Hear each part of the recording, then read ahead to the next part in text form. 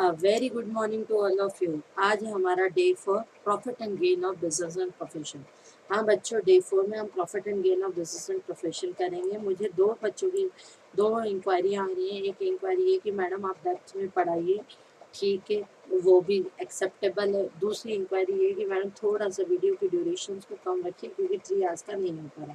बेटा अगर ये पहले होता 3 आवर्स का ड्यू, आपकी जो सेकेंड रिक्वेस्ट है वो मैं एक्सेप्ट नहीं करती, लेकिन अब कर सकती हूँ। रीज़न बिहाइंड, कल रात को ही मेरा एक नोटिफिकेशन डल चुका है। आप लोग चाहो देखा हो तो देखा हो, नहीं देखा तो देख लेना। Institute of chartered accountant of India के सारे एग्जाम बच्चों पोस्टपोन हो चुके हैं। सी इंटर के एग्जाम 22 नवंबर ऑनवर्ड्स स्टार्ट होंगे। 22 नवंबर ऑनवर्ड्स स्टार्ट होंगे, जो आपके पहले 2 तारीख से स्टार्ट होने थे, लेकिन अब वो स्टार्ट होंगे 22 नवंबर से। सीए फाउंडेशन वालों के एग्जाम दिसंबर में डायरेक्ट पोस्टपोन हो चुके हैं। ठीक, 8, 10, 12 और 14 और यहाँ के 22 नवंबर ऑनवर्ड्स आपके एग्जाम चलेंगे। ठीक, तो इसी उसको रखते हुए मैंने वीडियो की ड्यूरेशन कम कर दी, कोई दिक्कत नहीं। लेकिन ये इस बात का मतलब रहना, टैक्सेशन का जो इनकम टैक्स मैराथन है, टैक्स का जो इनकम टैक्स मैराथन है वो आपका भैया 7 डेज में ही कंप्लीट होगा। नो प्रॉब्लम, 7 डेज में ही कंप्लीट होगा। और आज आपका है 4th day, income from PGBP. ठीक है, ठीक, आपकी रिक्वेस्ट को ध्यान में रख के दोनों ही रिक्वेस्ट मैं एक्सेप्ट कर रही हूँ। मैं प्रॉपर क्वेश्चंस भी करवाऊंगी, प्लस वीडियोस की ड्यूरेशंस कम रखूंगी। ठीक है, क्योंकि मुझे अब 7 डे तक जाना ही जाना है। 7 दिन के बाद हमारा जो जीएसटी मैराथन है, जब तक मुझे 50 लोगों के रिस्पॉन्स नहीं आ जाता, 50 लोगों का रिस्पॉन्स नहीं आ जाता, तब तक बच्चों में जीएसटी मैराथन ऑर्गेनाइज नहीं करूँगी। अगर आ जाता है तो मोस्ट वेलकम, मैं कर लूँगी, कोई दिक्कत नहीं बेटा। आज मैं मुझे अभी बहुत सारे सीए फाउंडेशन के मैराथन, सीए इंटर का कॉस्ट का मैराथन लेके आ रहा है, तो ये आपके ऊपर है कि आप कौन सा चाहते हो पहले मैराथन हो। चलो स्टार्ट करते हैं। सबसे पहले वीडियो को लाइक जरूर करो, लाइक हमारा मोटिवेशन है, फिर बता रही हूँ। हाँ, और दूसरे बोलना तो नहीं चाहिए, जो हमारे कॉम्पिटिटर देखा देखी वीडियो को डिसलाइक करते हैं, अच्छा है, उस डिसलाइक से मुझे और मोटिवेशन मिलता है और मैं कुछ काम करने को अलग प्रेरित होती हूँ। ठीक है, तो मेरी कंपटीशन से बस हाथ जोड़ कर इतनी विनती है, ऐसे ऐसे डिसलाइक करते चलो ताकि मेरा और मोटिवेशन बढ़ता चले। अरे भैया, इससे अच्छा खुद अपने वीडियो बना लो, कुछ अच्छे अच्छे कंटेंट डाल दो ताकि बच्चों का वेलफेयर हो पाए। आ जाओ बच्चों, स्टार्ट करते हैं। Income from under the head of PGBP. Income from under the head of क्या है बेटा? पीजीबीपी। पीजीबीपी का चार्जिंग सेक्शन है सेक्शन 28 से 44 पढ़ेंगे हम यहाँ पर, क्योंकि 45 से हमारा वहाँ कैपिटल गेन था, 56 से इनकम फ्रॉम अदर सोर्स था, 15, 16, 17 क्या था? जल्दी बताते चलो, रिप्लाई करते चलो। 15, 16, 17 क्या था? सैलरी था। कोई भी इनकम पीजीबीपी में कब टैक्सेबल होती है? चार्जिंग सेक्शन है 28, any income which are related with the business होनी चाहिए बच्चा। बिजनेस होनी चाहिए, बिजनेस की 2 शर्तें होना कंपलसरी है। बिजनेस में 2 शर्तें होना कंपलसरी है, ध्यान से सुनना। बिजनेस की पहली शर्त, बिजनेस की पहली शर्त, रिस्क और रिटर्न अनसर्टेन होना चाहिए। रिस्क एंड रिटर्न अनसर्टेन होना चाहिए। And activity must be an continuous activity होनी चाहिए। Activity must be in continuous activity होनी चाहिए। Risk and return to be uncertain and activity must be in continuous activity होनी चाहिए, तो ही इनकम फ्रॉम पीजीबीपी में जाएगी। रिस्क और रिटर्न अनसर्टेन होना चाहिए, मतलब सैलरी में कंसंट्रेशन अपॉइंटमेंट के टाइम से फिक्स हो जाता है इनिशियल, या पीजीबीपी में नहीं होता, जैसे मेरा ही है। ठीक, मेरा ही है। कोविड-19 के कारण डेफिनेटली बिजनेस को सफर हुआ, तो रिस्क भी मुझे ही बियर करनी पड़ी। तो वहाँ मेरा रिस्क और रिटर्न क्या था? अनसर्टेन था। अब जो मेरे नए बैचेस स्टार्ट होंगे वहाँ पे रिटर्न मेरा ज़्यादा होगा तो मेरा फ़ायदा, अगर रिटर्न मेरा कम होगा तो मेरा नुकसान है। तो बोला गया बेटा इनकम फ्रॉम पीजीबीपी हेड में तभी इनकम टैक्सेबल हो जाएगी जब 2 कंडीशनें कंप्लाई होगी। रिस्क और रिटर्न अनसर्टेन होना चाहिए, uncertainty no certainty, and activity must be in continuous activity, part time activity आपकी नहीं होनी चाहिए। इनकम फ्रॉम पीजीबीपी में जैसे पीजीबीपी में बी और पी आता है, बी पी के साथ एक वी भी आता है। वी साइलेंट वर्ड है लेकिन आता है। बी मतलब बिजनेस, पी मतलब प्रोफेशन, वी मतलब वोकेशन। बिजनेस का मतलब होता है ट्रेडिंग करना या मैन्युफैक्चरर जो कि मैन्युफैक्चरिंग करके सेल करता है। पी मतलब प्रोफेशनल सर्विस प्रोवाइड करना, वी विथ डिग्री, और वी मतलब वोकेशनल सर्विसेज, वी मतलब वोकेशन। वोकेशन भी पीजीबीपी में आता है। अब वोकेशन का मतलब क्या होता है? सर्विस प्रोवाइड करवाना विदाउट डिग्री, सर्विस प्रोवाइड करवाना विदाउट डिग्री, और प्रोफेशन होता है सर्विस प्रोवाइड करवाना विथ डिग्री। विथ डिग्री, ठीक, तो वो भी पीजीबीपी में टैक्स होता है, बट बस दोनों में रिस्क और रिटर्न अनसर्टेन होना चाहिए। जैसे एक स्कूल की टीचर पढ़ा रही है, उसकी इनकम पीजीबीपी में नहीं जाएगी, क्यों नहीं जाएगी भैया? कोई रिस्क रिटर्न अनसर्टेन नहीं, विद सर्टेनिटी कंसिडरेशन इतना है, लेकिन मैं भी पढ़ा रही हूँ, मेरी इनकम पीजीबीपी में जाएगी। मेरा चार्टर्ड अकाउंटेंट यानी बिजनेस में पी में कवर होगा। और वोकेशन का मतलब क्या होता है? आप विदाउट डिग्री क्या कर रहे हो? सर्व कर रहे हो। कई बार कारपेंटर देखते देखते लोगों की देखा देखी कारपेंटर का काम सीख जाते हैं और वो काम करना शुरू कर देते, लोगों के फर्नीचर वगैरह ना शुरू कर देते। तो कोई डिग्री नहीं है, बार्बर के पास कोई डिग्री नहीं है, लेकिन विदाउट डिग्री सर्विस दे रहे हैं। और रिस्क और रिटर्न क्या है? अनसर्टेन है। और continuous activity must be continuous activity. बोला गया पीजीबीपी में टैक्सेबिलिटी, जनरली जो पीजीबीपी में टैक्सेबिलिटी आती है, जो डायरेक्ट बिजनेस इनकम है वो तो पीजीबीपी में टैक्सेबल होगी, लेकिन कुछ इनकम इनडायरेक्ट इनकम होती है। इनडायरेक्ट इनकम मतलब ऐसी इनकम जो रिलेटेड विद, हालांकि मेन ट्रेडिंग नहीं है, मेन मैन्युफैक्चरिंग नहीं है, मेन प्रोफेशन नहीं है, लेकिन रिलेटेड विद क्या है? रिलेटेड विथ इनडायरेक्टली बिजनेस से ही, क्योंकि वो इनकम आपको तभी मिल रही है क्योंकि आपका बिजनेस है, क्योंकि आपका बिजनेस है। अगर आपका बिजनेस नहीं होता तो वो आपको इनकम नहीं मिलती, तो भी बोला गया वो आती है इनकम फ्रॉम पीजीबीपी में। जैसे तुम बच्चों, तुम लोगों ने मेरे को गिफ्ट दिया, तुम्हारा और मेरा रिलेशन क्लाइंट और कस्टमर का रिलेशन है, तो बेटा क्लाइंट से अगर आपको गिफ्ट मिलता है तो पीजीबीपी में जाएगा। फ्रेंड से मिलता है तो इनकम फ्रॉम अदर सोर्स में जाएगा। रिलेटिव से मिलता है, बताते चलो, रिलेटिव से मिलता है सेक्शन 56 सबसेक्शन 2 क्लॉज 10 एग्जम्प्टेड है, एग्जम्प्टेड है। एम्प्लॉयर एम्प्लॉय का रिलेशनशिप के कारण मिलता है तो सैलरी हेड में जाता है। और तुम लोगों से अगर मुझे गिफ्ट मिला, मतलब कस्टमर से गिफ्ट मिला है, तो इनकम फ्रॉम पीजीबीपी में जाएगा। दूसरा है हमारा, अगर आपका पेमेंट, बच्चों इधर ध्यान से सुनना, दूसरा पार्टनरशिप फॉर्म में अगर पार्टनर को कोई कंसिडरेशन मिलता है तो पार्टनर मास्टर एजेंट का रिलेशनशिप नहीं होता, म्यूचुअल एजेंसी में काम करता है, मतलब पार्टनर ओनर कम एजेंट होता है। इसीलिए पार्टनरशिप पार्टनर को जो भी सैलरी मिलेगी वो भी भैया कहाँ जाएगी? पीजीबीपी में जाएगी, सब्जेक्ट टू सेक्शन 40 भी आऊंगी। Sum insurance receive under a keyman insurance policy, ये मैंने आपको इनकम फ्रॉम अदर सोर्स में पढ़ाया था। एम्प्लॉयर अगर एम्प्लॉय का इंश्योरेंस करवाता है, एम्प्लॉय की डेथ हो जाती है, कॉम्पनसेशन अगर एम्प्लॉयर को मिलता है, तो एम्प्लॉयर ने अपने बिजनेस को प्रोटेक्ट करने के लिए करवाया था, तो बेटा इनकम फ्रॉम कहाँ जाएगा? पीजीबीपी में जाएगा। Conversion of stock interest into capital asset, ये भी मैं पढ़ा चुकी हूँ। अगर आपका स्टॉक इंटरेस्ट कैपिटल एसेट में कन्वर्ट हो जाता है तो जल्दी बताओ क्या पढ़ाया था? कैपिटल एसेट्स की market value, difference between stock की कॉस्ट और market value of capital, market value as on the date of conversion, कौन सा हेड में जाता है भैया? पीजीबीपी में जाता है। Any sum received or receivable in cash or kind on the account of any capital asset other than land or building being, अगर आपने सेक्शन, देखो मैं बता रही हूँ आगे, मैं इस सेक्शन को आगे मैं बहुत ज़्यादा डिस्क्राइब कराऊंगी। Section number 35 AD, section number 35 AD को बच्चा मैं बहुत ज़्यादा डिस्क्राइब करवाऊंगी। 35 एडी में अगर आप कोई क्लेम करते हो, जनरली कोई कैपिटल एसेट सेल करते हो तो कैपिटल गेन में टैक्सेबिलिटी है, लेकिन अगर आपने किसी एसेट का क्लेम सेक्शन 35 एडी में लिया और उसकी कैपिटल एसेट को अगर आप सेल करते हो तो वो टैक्सेबिलिटी कहाँ आ जाएगी? कैपिटल गेन में आ जाएगी। इंपोर्ट लाइसेंस, बच्चा इंपोर्ट लाइसेंस या एक्सपोर्ट लाइसेंस से जो भी प्रॉफिट होगा वो कहाँ जाएगा? उसे कहते हैं export incentive. Export incentive will also taxable under the head of PGBP, क्योंकि इन कनेक्शन ऑफ बिजनेस है। जैसे अभी मैंने कहा एनी सम रिसीव और रिसीवेबल इन कैश और अंडर द एग्रीमेंट। देखो जैसे अभी मैंने थोड़ी देर पहले कहा कि भैया मेरे कॉम्पिटिटर जानबूझ के मेरे वीडियो को डिसलाइक करते हैं। मेरे कॉम्पिटिटर ने, एक बात बताओ, मेरे कॉम्पिटिटर ने मुझे क्या किया? मुझे एक ऑफर दिया, मैडम मैडम आप 1 साल पढ़ाना बंद करो, हम आपको 1 करोड़ रुपए देंगे, 1 करोड़ रुपए देंगे। मैंने कहा ठीक है, इतनी वैसे भी मेहनत करके भी 1 करोड़ रुपए आता है, मेहनत करके 1.5 करोड़ रुपए आएगा एक एग्जाम में, ना करके 1 करोड़ रुपए आता है। तो मैंने ये दीपशिखा की activity for the time being बंद कर दी। दीपशिखा की एक्टिविटी फॉर द टाइमिंग बंद कर दी और मैंने क्या ले लिया उससे? 1 करोड़ रुपए ले लिए, 1 करोड़ रुपए दिए। ये 1 करोड़ रुपए पर्सनल मेरी कैपेसिटी में नहीं मिल रहा है, इन कनेक्शन ऑफ बिजनेस मिल रहा है। किसी बिजनेस एक्टिविटी पे रेस्ट्रिक्शन डालने के लिए अगर आपका कोई कॉम्पिटिटर क्या करता है, आपको कंसिडरेशन देता है, कॉम्पनसेशन देता है, तो वो भी पीजीबीपी में जाएगा। नहीं तो पर्सनल हर सीए को कोई 1 करोड़ रुपए देगा क्या? नहीं देगा ना। रीजन बिहाइंड आपकी वो activity in connection of business है, तो बिजनेस कनेक्शन के कारण अगर कोई भी इनकम एक्टिविटी प्रोहिबिटेड से भी इनकम आती है तो भी इनकम कहाँ जाएगी? इनकम फ्रॉम पीजीबीपी में जाएगी। सेक्शन नंबर 28 चार्जिंग सेक्शन हो गया। सेक्शन नंबर 29 में क्या है, how to calculate PGBP income, ये पढ़ेंगे बच्चों बाद में, जब सारे के सारे प्रोविजंस हो जाएंगे। इसमें सारे के सारे प्रोविजंस होते हैं, इसमें सारे के सारे प्रोविजंस होते हैं। उसके बाद सेक्शन नंबर 30 और 31, लैंड, अगर आप कोई भी लैंड और बिल्डिंग को किराए पर लेते हो फॉर बिजनेस पर्पज के लिए, लैंड और बिल्डिंग को किराए पर लेने से अगर आपको जो भी रेंट पे करते हो पीजीबीपी में डिडक्टेबल हो जाएगा।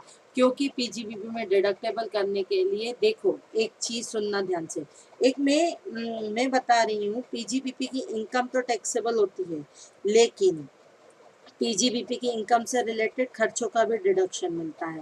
ध्यान से सुनना, पीजीबीपी में बिजनेस इनकम टैक्सेबल होती है सेक्शन 28 में, लेकिन पीजीबीपी से कनेक्टेड सारे खर्चों का डिडक्शन मिलता है। लेकिन पीजीबीपी के खर्चों के लिए आपकी 4 कंडीशंस फुलफिल होनी चाहिए। पहला तो expenditure related with the business, personal खर्चों का डिडक्शन नहीं मिलेगा।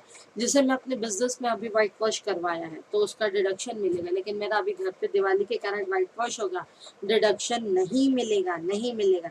रिलेटेड विद द बिजनेस होना चाहिए, related with the on business होना चाहिए। मेरे खर्चों का डिडक्शन मुझे मिलेगा, मेरे पापा के बिजनेस के खर्चों का डिडक्शन मैं क्लेम करना चाहूँ नहीं मिलेगा। रिलेटेड विद द बिजनेस हो बच्चों, रिलेटेड विद द क्या होना चाहिए, जल्दी बोलो, ऑन बिजनेस होना चाहिए। एक्सपेंडिचर इनका ड्यूरिंग द प्रीवियस ईयर होने चाहिए, यानी ड्यूरिंग द प्रीवियस ईयर, हमारा प्रीवियस ईयर 19-20 है तो 19-20 से रिलेटेड खर्चों का डिडक्शन मिलेगा। 20-21 में मैं कोई खर्चे करती हूँ और उसको मैं 19-20 में डालना चाहती हूँ, डिडक्शन नहीं मिलेगा। 18-19 का भी डिडक्शन 19-20 में नहीं मिलेगा, 18 में। बिजनेस होना चाहिए, कनेक्टेड विद ऑन बिजनेस होना चाहिए, ड्यूरिंग द प्रीवियस ईयर होना चाहिए। बिजनेस का मतलब होता है क्या है, पर्सनल एक्सपेंडिचर नहीं होना चाहिए, कनेक्टेड विद खुद के बिजनेस से होना चाहिए, during the previous year income होना चाहिए, इलीगल एक्सपेंसेस नहीं होने चाहिए, इलीगल एक्सपेंसेस नहीं होने चाहिए। अगर इलीगल एक्सपेंसेस हुए तो आपको डिडक्शन नहीं मिलेगा, यानी किसी को आपने रिश्वत खिलाई, किसी को आपने ब्राइब दी तो डिडक्शन नहीं मिल रहा है। लीगल खर्चों का ही आपको क्या मिलता है, डिडक्शन मिलता है। बच्चे ये 4 शर्तें पूरी होनी चाहिए, connected with business, connected with business it means not with personal purpose, on business, connected with on business होना चाहिए, इनका ड्यूरिंग द प्रीवियस होना चाहिए, इलीगल खर्चे नहीं होने चाहिए। अगर ये शर्तें पूरी करते हो तो पीजीबीपी में एक्सपेंसेस का डिडक्शन मिलेगा। सेक्शन 30 है और 31 है, बेटा ध्यान से सुनना। सेक्शन 30 और 31 कहता है अगर आपने लैंड बिल्डिंग को किराए पर लिया है, लैंड बिल्डिंग को आपने किराए पर लिया है और लैंड और बिल्डिंग को किराए पर लिया है तो उस किराए के एक्सपेंसेस का डिडक्शन मिलेगा, बट सब्जेक्टेड टू वो लैंड और बिल्डिंग आपको बिजनेस में यूज करनी है। हाँ बच्चों, वो लैंड और बिल्डिंग आपको बिजनेस में यूज करनी है। अगर आप अपने बिजनेस में यूज नहीं करते हो डिडक्शन नहीं मिलेगा। और अगर आप लैंड और बिल्डिंग के ऑनर हो, ध्यान से सुन लो, अगर आप लैंड और बिल्डिंग की क्या हो, ऑनर हो, अपने आप को रेंट पे करते हो तो उसे कहते हैं नोशनल रेंट। इनकम टैक्स कहता है कि अगर एक प्रोपराइटर, पार्टनरशिप फर्म की बात अलग है, कंपनी की बात अलग है, प्रोपराइटर अगर अपने आप को रेंट पे करता है तो उसे कहते हैं बच्चों नोशनल रेंट। नोशनल रेंट के खर्चों का डिडक्शन नहीं मिलेगा। फिर अगर कोई आप फर्नीचर फिटिंग किराए पर लेते हो और उस फर्नीचर का यूज बिजनेस के लिए करते हो तो डिडक्शन मिलेगा। अगर आप रिपेयरिंग करवाते हो तो डिडक्शन मिलेगा, लेकिन फर्नीचर और फिटिंग आप खुद का है और खुद को अपने आप को रेंट देते हो तो डिडक्शन नहीं मिलेगा। हाँ, फर्नीचर फिटिंग खुद का है तो खुद के फर्नीचर और फिटिंग पे डेप का क्लेम मिलेगा। देखो, और उसकी रिपेयरिंग पे डिडक्शन मिलेगा। क्यों रिपेयरिंग पे डिडक्शन मिलेगा बेटा, इसीलिए ही रिपेयरिंग पे आपको डिडक्शन मिलेगा, ध्यान से सुनना। रिपेयरिंग पे आपको इसीलिए डिडक्शन मिलेगा क्योंकि आप बाहर वालों को पेमेंट कर रहे हैं। बोला गया बेटा अगर आप किराए का पेमेंट कर रहे हो तो खुद का किराया, खुद अपने आप को किराया दोगे तो डिडक्शन नहीं मिलेगा। तो अगर आपकी खुद की एसेट्स है और खुद की एसेट्स है और खुद की एसेट्स के ऊपर क्या रेंट का डिडक्शन मिलेगा, नहीं मिलेगा, तो उसके ऊपर लग जाएगा सेक्शन नंबर 32। सेक्शन नंबर 32 है बच्चों डिप्रिसिएशन। सेक्शन नंबर 32 है डिप्रिसिएशन। अब ध्यान से सुनना, मोस्ट मोस्ट मोस्ट इंपॉर्टेंट, बहुत अच्छी अच्छी चीजें हैं इसमें। सेक्शन नंबर 32 में डिप्रिसिएशन में, एक सेकंड,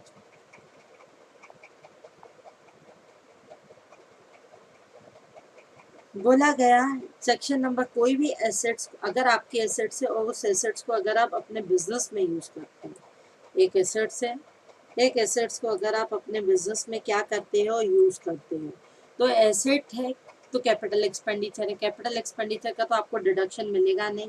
यहाँ एक शर्त थी, एक्सपेंडिचर में कौन से एक्सपेंडिचर होने चाहिए, रेवेन्यू एक्सपेंडिचर होने चाहिए, रेवेन्यू एक्सपेंडिचर में। हालांकि ये शर्तें सेक्शन 37 सब सेक्शन 1 में दी गई हैं, ठीक है। इधर देखो, एसेट, अगर एसेट से अगर कोई एसेट्स है जिसको आप बिजनेस में यूज करते हैं क्योंकि वो एसेट कैपिटल एक्सपेंडिचर है तो एसेट के खर्चों का तो डिडक्शन आपको नहीं मिलना। लेकिन अगर कोई एसेट बिजनेस में यूज करते हैं तो धीरे धीरे उसकी वर्थ कम होती जाती है। तो इनकम टैक्स कहता है क्योंकि एसेट्स की वर्थ धीरे धीरे कम हो रही है और asset in connection of business use हो रही है, तो अब उसके ऊपर डेप्रिसिएशन का क्लेम कर लो सेक्शन नंबर 32 में। सेक्शन नंबर 32 में लेकिन इनकम टैक्स ने कहा कि कुछ शर्तें पूरी फुलफिल करनी पड़ेगी। असेसी खुद का ऑनर, एसेट का ऑनर होना चाहिए। ऐसा नहीं असेसी किराए पर लेकर एसेट यूज कर रहा है और किराए का भी क्लेम कर रहा है, डेप का भी क्लेम कर रहा है, नहीं।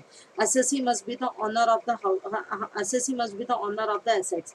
असेसी एसेट्स का क्या होना चाहिए बच्चों? ऑनर होना चाहिए। उसके बाद asset must be use, beneficially owner होना चाहिए।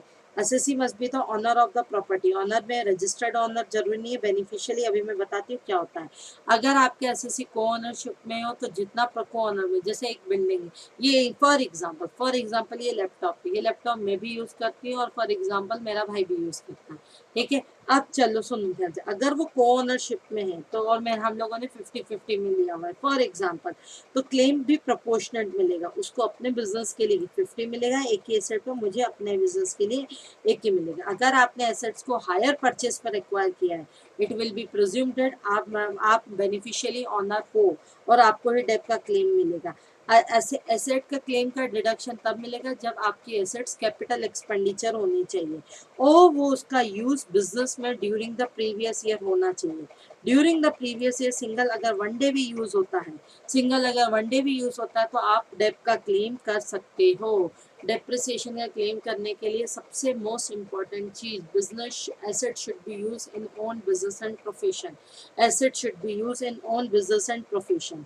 यूज होना चाहिए, यूज में एक्टिव यूज भी है, पैसिव यूज भी है। बच्चों एक्टिव यूज का मतलब होता है जब तक जो यूज कर रहे हैं, और पैसिव यूज का मतलब होता है अगर एसेट रेडी टू यूज है, अगर एसेट रेडी टू यूज है तो भी आप क्लेम डेप का क्लेम ले लोगे।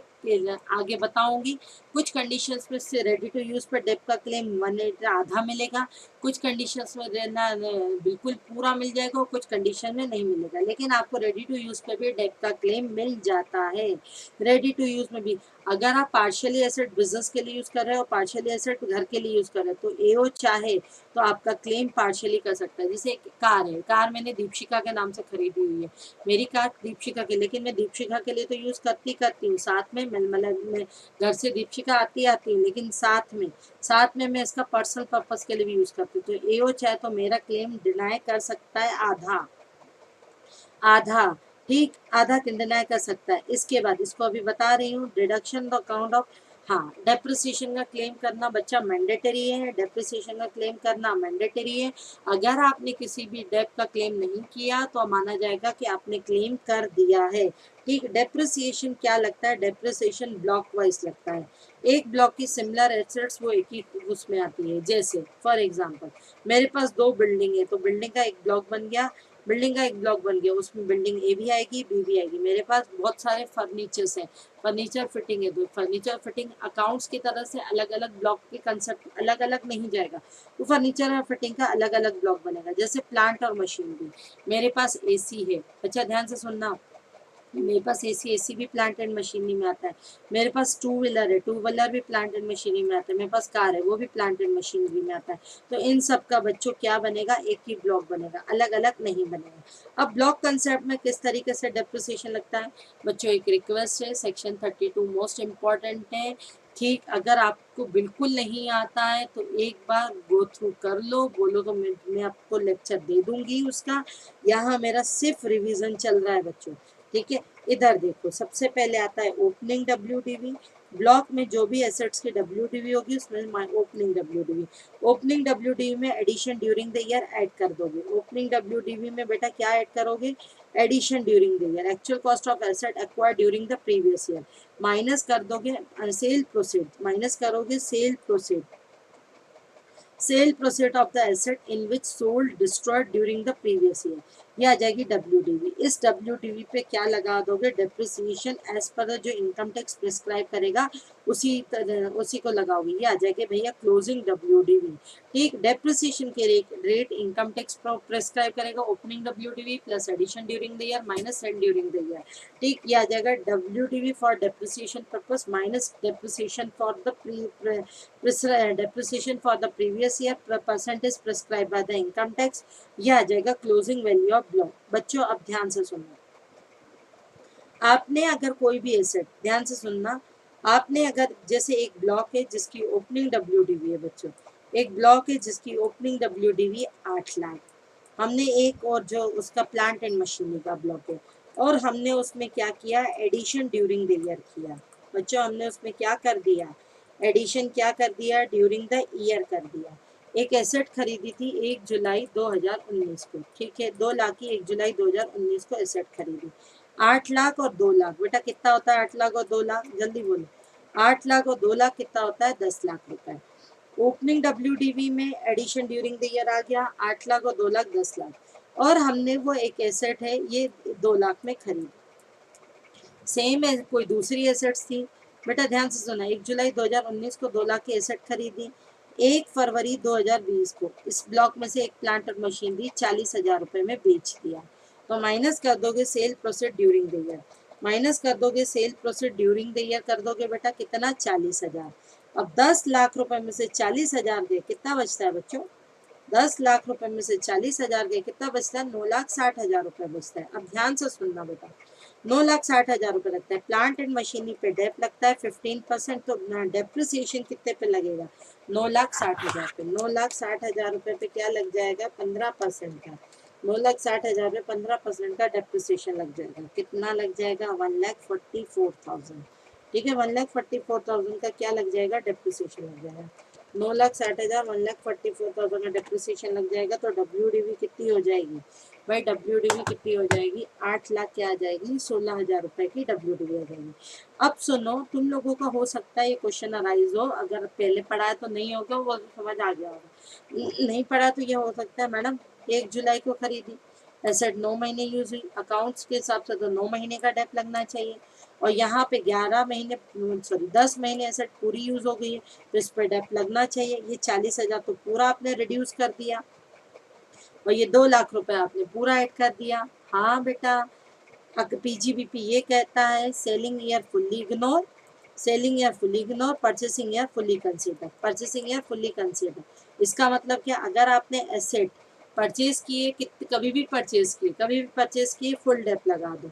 और सेलिंग ईयर फुल्ली इग्नोर, यानी आपने कभी भी पूरे प्रीवियस ईयर में 364 दिन यूज करके आपने उसको सेल कर दिया, तो भी डेप नहीं लगेगा, तो भी डेप नहीं लगेगा। लेकिन इसमें थोड़ा सा कहानी में ट्विस्ट है, एडिशन ड्यूरिंग द ईयर में, मतलब purchase full year, purchasing year full year consider करते हो ना, लेकिन कहानी में ट्विस्ट है, अगर आपने एसेट को सेम प्रीवियस ईयर में, जिस प्रीवियस ईयर में खरीदा है उसी प्रीवियस ईयर में यूज किया है, जिस प्रीवियस ईयर में खरीदा है उसी प्रीवियस ईयर में पुट टू यूज किया है, वर्ड है put to use, not ready to use. Ready to use का मतलब होता है खरीदना, पुट टू यूज का मतलब होता है यूज करना। जिस प्रीवियस ईयर में खरीदी है भाई, उसी प्रीवियस ईयर में आपने उसका पुट टू यूज किया है, और put to use not more than 180 days है, put to use not more than 180 days है, तो depreciation will be restricted to 50%, depreciation will be restricted to 50% of normal depreciation rate। Madam कैसे, same है, for example मेरा computer, same बेटा अगर मेरा for example है कंप्यूटर का ब्लॉक, कंप्यूटर के ब्लॉक में अगर मैं देख लेती हूँ, या कोई क्वेश्चन अगर हो तो ठीक है उसमें है, ये बहुत सारे केसेस दिए, चलो मैं ऐसे ही बता देती हूँ। अगर फॉर एग्जांपल सेम है बेटा, हमारा अगर कंप्यूटर में, कंप्यूटर का ब्लॉक है, कंप्यूटर में हार्डवेयर प्रिंटर सब आते हैं, कंप्यूटर, एक कंप्यूटर था वो मैंने खरीदा बेटा कितने का, 10, ओपनिंग WDV 10 लाख का, नया कंप्यूटर खरीदा 3 लाख का। ठीक है, नया कंप्यूटर खरीदा 3 लाख का। अब ये कंप्यूटर खरीदा तो था 1 जुलाई 2019 को, ध्यान से सुनना, put to ready to use था, लेकिन इसका बेटा पुट टू यूज किया मैंने 1 जनवरी 2020 को, 1 जनवरी 2020 को किया। ठीक है, यहाँ आ जाएगा 13 लाख, उसमें से एक कंप्यूटर था हमने 1 मार्च 2020 को सेल कर दिया, तो सेलिंग या तो फुल इग्नोर करना है, सेल कर दिया, 2 लाख रुपए में सेल कर दिया, तो बच्चा कितना आ जाएगा, 11 लाख। अब इधर देखो, हमने कहा अगर आप asset during the previous year खरीदते हो और यूज करते हो, फुल डेप लगा दो। यहाँ 1 जुलाई 2019 को खरीदी थी और 1 जुलाई 2019 को क्या कर दिया था, हमने 1 जुलाई 2019 को हमने 1 जुलाई 2019 को खरीदा, हमने 1 जुलाई 2019 को खरीदा और 1 जुलाई 2019 को यूज कर लिया, यानी put to use more than 180 days है। सेम प्रीवियस ईयर में खरीद रहे हो, सेम प्रीवियस ईयर में यूज कर रहे हो, पुट टू यूज 1 जनवरी 2020 है, यानी नॉट मोर देन 180 डेज है। तो इसके ऊपर कितना क्लेम करोगे, कंप्यूटर के ऊपर 50% ऑफ नॉर्मल डेप्ट। जहाँ पे 50% ऑफ नॉर्मल डेट लगे ना बेटा, वहां पे लगा देना स्टार मार्किंग। क्या कर देना, स्टार मार्किंग। यहाँ कोई स्टार मार्किंग नहीं थी, लेकिन यहाँ पे तो स्टार मार्किंग होगी। अब इधर देखो, कंप्यूटर पे डेप लगता है 40%। 11 लाख में से 3 लाख का एक ऐसा एसेट है जिस पे डेप लगेगा 50% ऑफ नॉर्मल डेप रेट, यानी 40 का 50% 20%। 11 लाख में से 3 लाख का है बेटा, 8 लाख पे डेप कितना लग जाएगा, 40%। 8 लाख का 40% होता है 3,20,000, और 3 लाख पे कितना डेप लगना है, 8 लाख। देखो 11 में से 3 गए, कितना बचता है, 8। 8 लाख पे कितना डेप लगेगा बेटा, 8 लाख पे कितना डेप लगना है, 40%। 8 लाख पे 40% लगना है, और 3 लाख पे कितना लगना है भाई, 3 लाख पे कितना लगेगा, 3 लाख पे, जल्दी बोलो जल्दी बोलो, 3 लाख पे कितना लगेगा, 50% ऑफ नॉर्मल डेप्ट, यानी 3 लाख का 20%। कितना होता है 3 लाख का 20%, जल्दी बताओ, 3 लाख का बच्चों 20% कितना होगा, 60,000।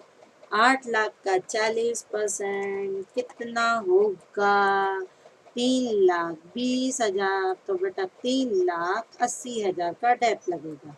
ठीक, अगर आपने एसेट सेम ईयर में खरीदी और सेम ईयर में ही पुट टू यूज किया है, अगर आपने एसेट सेम ईयर में खरीदी है और सेम ईयर में ही पुट टू यूज किया है, और put to use not more than क्या है, 180 डेज, तो कितने परसेंट का डेप क्लेम करोगे, जल्दी बोलो, कितने परसेंट का डेप क्लेम करोगे, 50% of normal dep rate. 50% of normal dep rate. Depreciation क्या होगा, डेप्रिसिएशन का मेथड जो होगा ब्लॉक कंसेप्ट पे चलेगा, और WDV method compulsory. Madam WDV SLM नहीं लगा सकते, पावर जनरेटिंग यूनिट को छोड़ के कोई भी कंपनी नहीं लगा सकती, सबके लिए कंपलसरी है फॉर डब्ल्यूडीवी मेथड। अभी मैंने बताया डब्ल्यूडीवी कैसे निकालोगे, opening WDV plus addition during the minus sale process during the. Sale process में जितने में सेल की, जितने में सेल की, आ जाओ, जितने में सेल की, फिर आ जाएगा। फिर आप बोलोगे कि मैडम ये ना आपने कहा था बिजनेस एसेट है, बिल्कुल बिजनेस एसेट है, आप सेल भी कर रहे हो। बिजनेस एसेट कैपिटल एसेट को डिफाइन करती है कि नहीं, बिल्कुल करती है, याद है ना।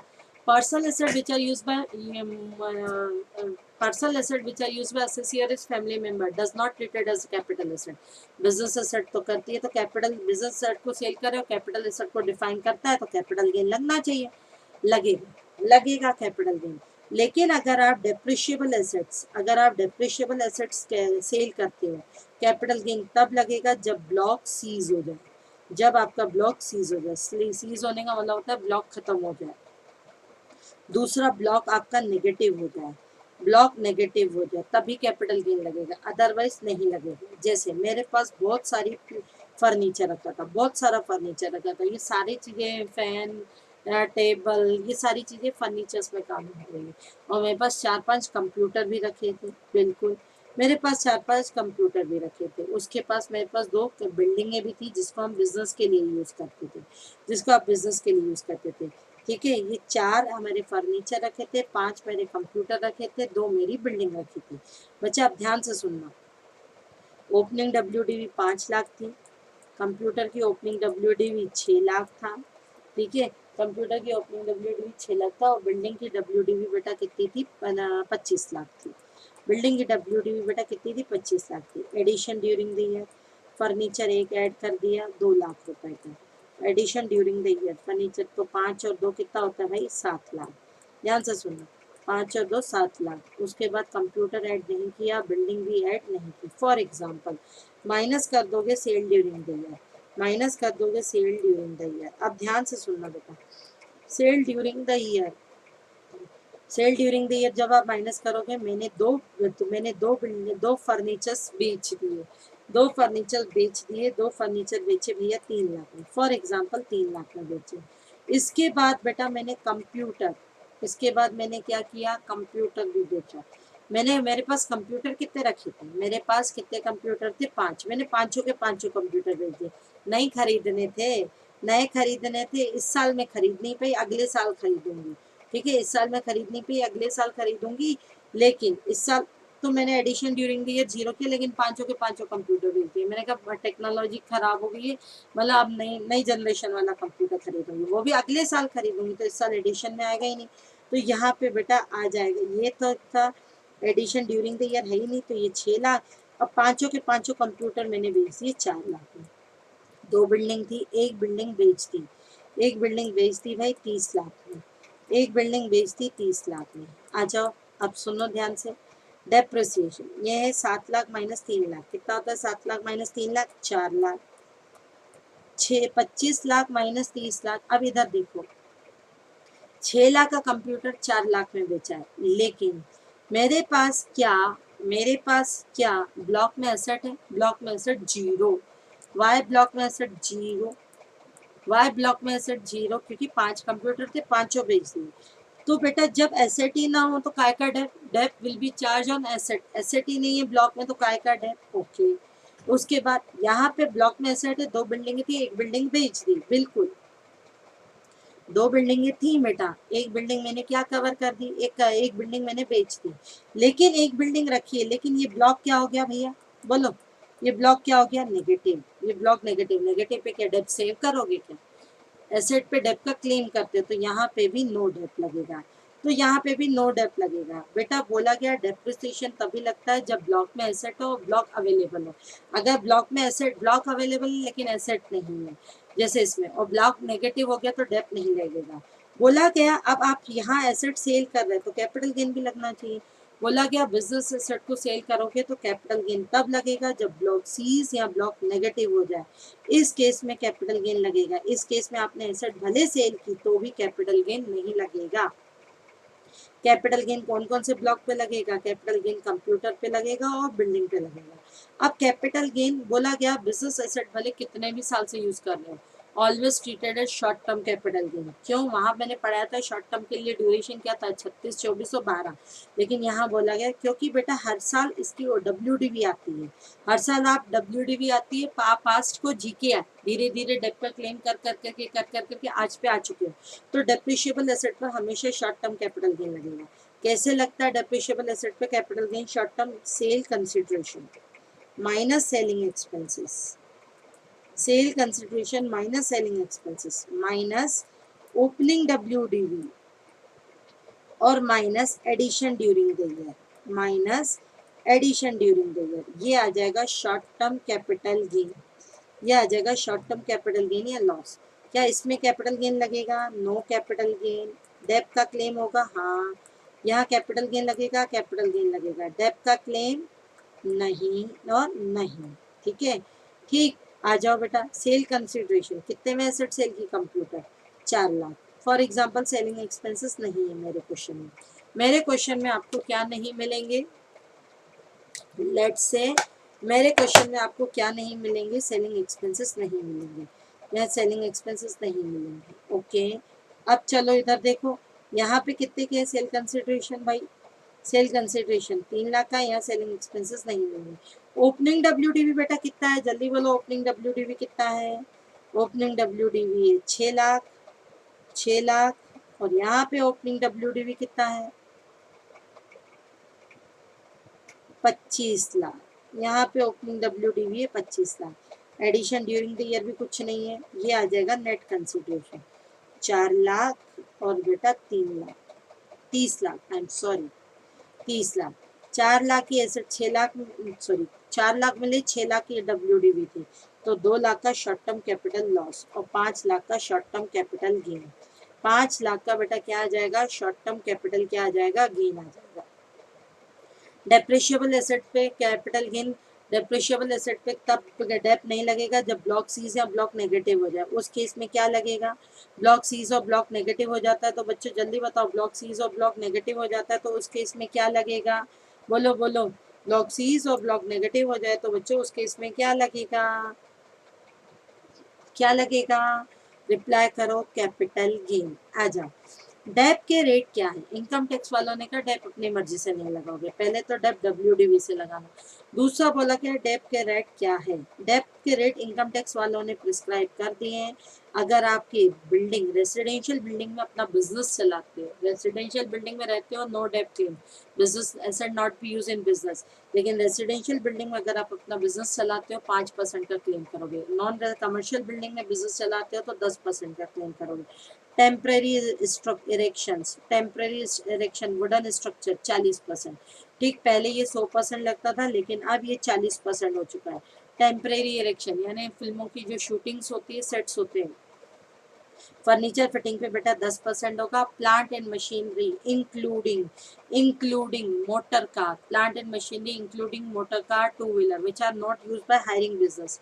मतलब मेरी कार है दीपशिखा के लिए यूज हो रही है तो प्लांट एंड मशीनरी में आएगी, मेरी कार ट्रैवलिंग बिजनेस के लिए यूज हो रही है तो हायरिंग बिजनेस में आएगी। ठीक है, मेरी कार ट्रैवलिंग बिजनेस में हो रही है तो बच्चा कहाँ जाएगी, हायरिंग बिजनेस में आएगी। आ जाओ बेटा, आ जाओ, यहाँ आ जाएगा बेटा plant and machinery, plant and machinery including two wheeler motor car 15%। लेकिन अगर आपने 23 अगस्त से लेकर 31 मार्च 2020 तक की प्लांट एंड मशीनरी खरीदी है तो वहां चलूंगी, बताऊंगी ये रेट चेंज हो गया, ये 30 हो गया है। ठीक है, लेकिन आपको वो प्लांट एंड मशीनरी कब तक खरीदनी है, 23 अगस्त 2019 से लेकर 31 मार्च 2020 तक खरीदेंगे। अगर आपने पहले खरीदी है, जैसे हम लोगों की पहले खरीदी हुई है, तो plant and machinery motor car में इंक्लूड होगा, 15% लगेगा। Motor car, buses, lorry, auto, rickshaws जो हायरिंग के बिजनेस में यूज होते हैं बच्चों, उनके ऊपर 30% लगेगा। और नॉर्मल मेरी कार पे कितना लगेगा, मेरी कार पे 15 लगेगा, लेकिन उन कारों पे कितना लगेगा, 30 लगेगा। Energy saving devices, energy saving devices जो कि एनर्जी को सेव करते हैं, air pollution control equipment, computers, books, computer, all kinds of books, whether है ना क्या है, लेबोरेटरी बुक्स हो, कुछ भी हो, कंप्यूटर, प्रिंटर, सॉफ्टवेयर, सब पे 40 लगेगा। देखो फिर बता रही, residential building 5%, commercial building 10%, temporary structure 40%, plant and machinery including normal cars, including normal cars 15%, but subjected to 23 अगस्त वाली कहानी बाद में बता रही हूँ। ठीक है, बाद में बता रही हूँ 23 अगस्त वाली कहानी। Motor car which are use in hiring business 30%, computer, laptop, books, computer, laptop, books सब पे 40% लगेगा। एरोप्लेन पे भैया, एरोप्लेन पे भी 40 लगेगा। शिप और वेसल्स पे 20% लगेगा। All intangible asset which are use by the assessee in use business and profession 25% लगेगा। ठीक, 25% लगेगा। ठीक है, आप पहले इस पे बेटा 100% के रेट लगते थे, लेकिन अब मैक्सिमम रेट आ गए हैं 140। ये मैंने पढ़ाई दिया, अगर 180 दिन से कम यूज करते हो तो 40%। ठीक है, ये मैंने पढ़ाई दिया है। हाँ, एक चीज और याद रखना है आपको, आपको जो भी एसेट्स खरीदनी है 10,000 से ऊपर का अगर आप एसेट खरीद रहे हो, अकाउंट पे चेक, अकाउंट पे ड्राफ्ट, इलेक्ट्रॉनिक मोड में खरीदोगे। इलेक्ट्रॉनिक मोड यानी जीपे, पेटीएम वगैरह का यूज कर सकते हो। ठीक है, अगर आपको 10,000 से ऊपर का कोई भी एसेट खरीद रहे हो तो इलेक्ट्रॉनिक मोड या अकाउंट पे चेक या अकाउंट पे ड्राफ्ट से ही खरीदना है। अगर आपने 10,000 से ऊपर का कोई भी एसेट कैश में खरीदा, you can not claim depreciation, you can not claim depreciation. जैसे फॉर एग्जांपल मैंने दीपशिखा के लिए एसी खरीदा, दीपशिखा के लिए एसी खरीदा 40,000 का, कैश में पेमेंट करके खुश होके, यानी डेप क्लेम नहीं कर सकते। मैंने पर्सनल एसी खरीदा 40,000 का, अकाउंट पे चेक के थ्रू पेमेंट किया, बताओ डेप क्लेम कर पाऊंगी, हाँ या ना, जल्दी रिप्लाई करो। नहीं कर पाऊंगी क्योंकि ये पर्सनल था, और यहाँ पे कैश में खरीदा, बिजनेस के लिए खरीदा, तो भी मैं क्लेम नहीं कर पाऊंगी। ठीक है, आया बच्चों समझ, अब समझ आ गया। कैपिटल गेन मैंने बता ही दिया, कैपिटल गेन डेप्रिशिएबल एसेट पर पहले तो सेक्शन 50 में कैलकुलेट होता है। ठीक, अभी मैं एक बच्चे का डाउट था स्लम सेल, मैडम आपने वहाँ कैपिटल गेन में छोड़ दिया था, यहाँ करवा रही हूँ मैं स्लम सेल। ठीक है, अभी रुक जाओ, सुनो। डेप्रिशिएबल एसेट पे सेक्शन 50 में क्या लगता है, कैपिटल गेन लगता है। डेप्रिशिएबल एसेट पे शॉर्ट टर्म कैपिटल गेन होता है जब ब्लॉक सीज हो जाए या ब्लॉक नेगेटिव हो जाए, ब्लॉक सीज हो जाए या नेगेटिव हो जाए। कैसे करोगे, sales consideration minus selling expenses minus opening WDV minus addition during the year. ठीक है, ये तभी लगेगा जब आपका ब्लॉक सीज या ब्लॉक क्या हो जाता है बच्चों, ब्लॉक सीज या ब्लॉक नेगेटिव हो जाता है। आ जाओ स्लम सेल पे। सेक्शन 50C है भैया स्लम सेल। क्या होता है सेक्शन 50C स्लम सेल? ध्यान से सुनना, स्लम सेल का मतलब क्या होता है। सेक्शन 50C भाई देखना, सेक्शन 50C है हमारा क्या है, स्लम सेल। स्लम सेल में आप लोग क्या करते हो, बोला गया स्लम सेल अगर आप अपनी बिजनेस अंडरटेकिंग ही बेच देते हो, अगर आप अपनी बिजनेस अंडरटेकिंग बेचते, आप बिजनेस अंडरटेकिंग बेचते हो तो डेप्रिशिएबल एसेट भी बेचोगे, नॉन डेप्रिशिएबल एसेट्स भी बेचोगे, और क्या बेचोगे, स्टॉक भी बेचोगे, डेटर भी बेचोगे। आप अपनी अंडरटेकिंग, अंडरटेकिंग की एक यूनिट, स्लम सेल में अंडरटेकिंग की पूरी एक यूनिट आप सेल कर देते हो। फॉर एग्जांपल मैंने सीएमए यूनिट किसको सेल कर दी, किसी और को, तो वहाँ की सारी चीजें सेल कर दी, तो बोला गया उसे कहा जाता है स्लम सेल। स्लम सेल में कैपिटल गेन कैसे लगता है, स्लम सेल में आपका स्टॉक भी जा रहा है, डेटर भी जा रहा है, नो पीजीबी। अगर आप अपने asset transfer, all asset transfer as per the slump sale करते हो तो कैपिटल गेन ही लगेगा। कैसे लगेगा, सेल्स कंसिडरेशन माइनस क्या आ जाएगी, नेटवर्थ।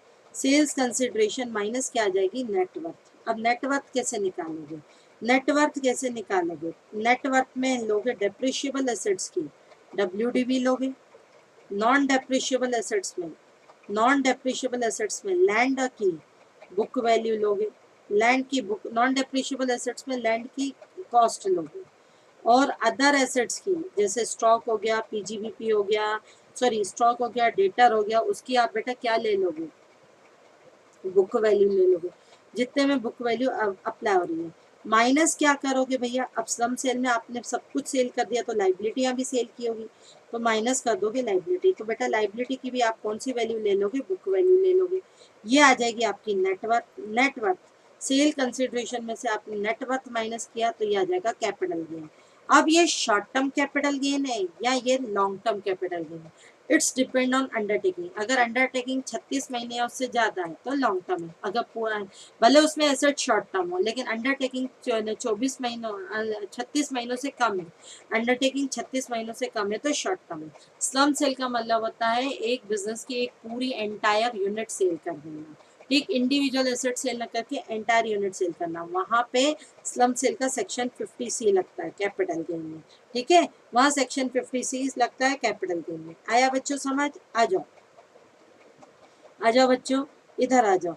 आप बेटा क्वेश्चन आप लोग आराम से कर लोगे, नहीं आए तो सुनना ध्यान से, क्वेश्चन आप लोग आराम से कर लोगे, नहीं आए तो एक दिन 7वें दिन में लाइव आऊंगी, 7वें दिन में लाइव आऊंगी, तुम लोगों के साथ डाउट्स के जाऊंगी, जितने भी डाउट्स है सारे निकाल लो, जितने डाउट्स है सारे निकाल लो, नो प्रॉब्लम। ठीक, ये संडे को मैं लाइव आके, लाइव सेशंस में आके जितने भी इनकम टैक्स के डाउट्स होंगे, XYZ जो भी डाउट हो मैं पूरे सॉल्व करूंगी। और अगर आपके लिए पॉसिबिलिटी हो तो मैं, आप चाहो तो अपने नोट्स बनाते चलो या कहाँ कहाँ डाउट्स है वो लिखते चलो, वो चाहो तो मेरे को व्हाट्सअप कर दो, तो इमीजिएटली वहाँ पे आपके क्वेश्चन सॉल्व किए हुए मिल जाएंगे। चाहो तो आप लाइव सेशन में आके पूछ लेना, नो प्रॉब्लम।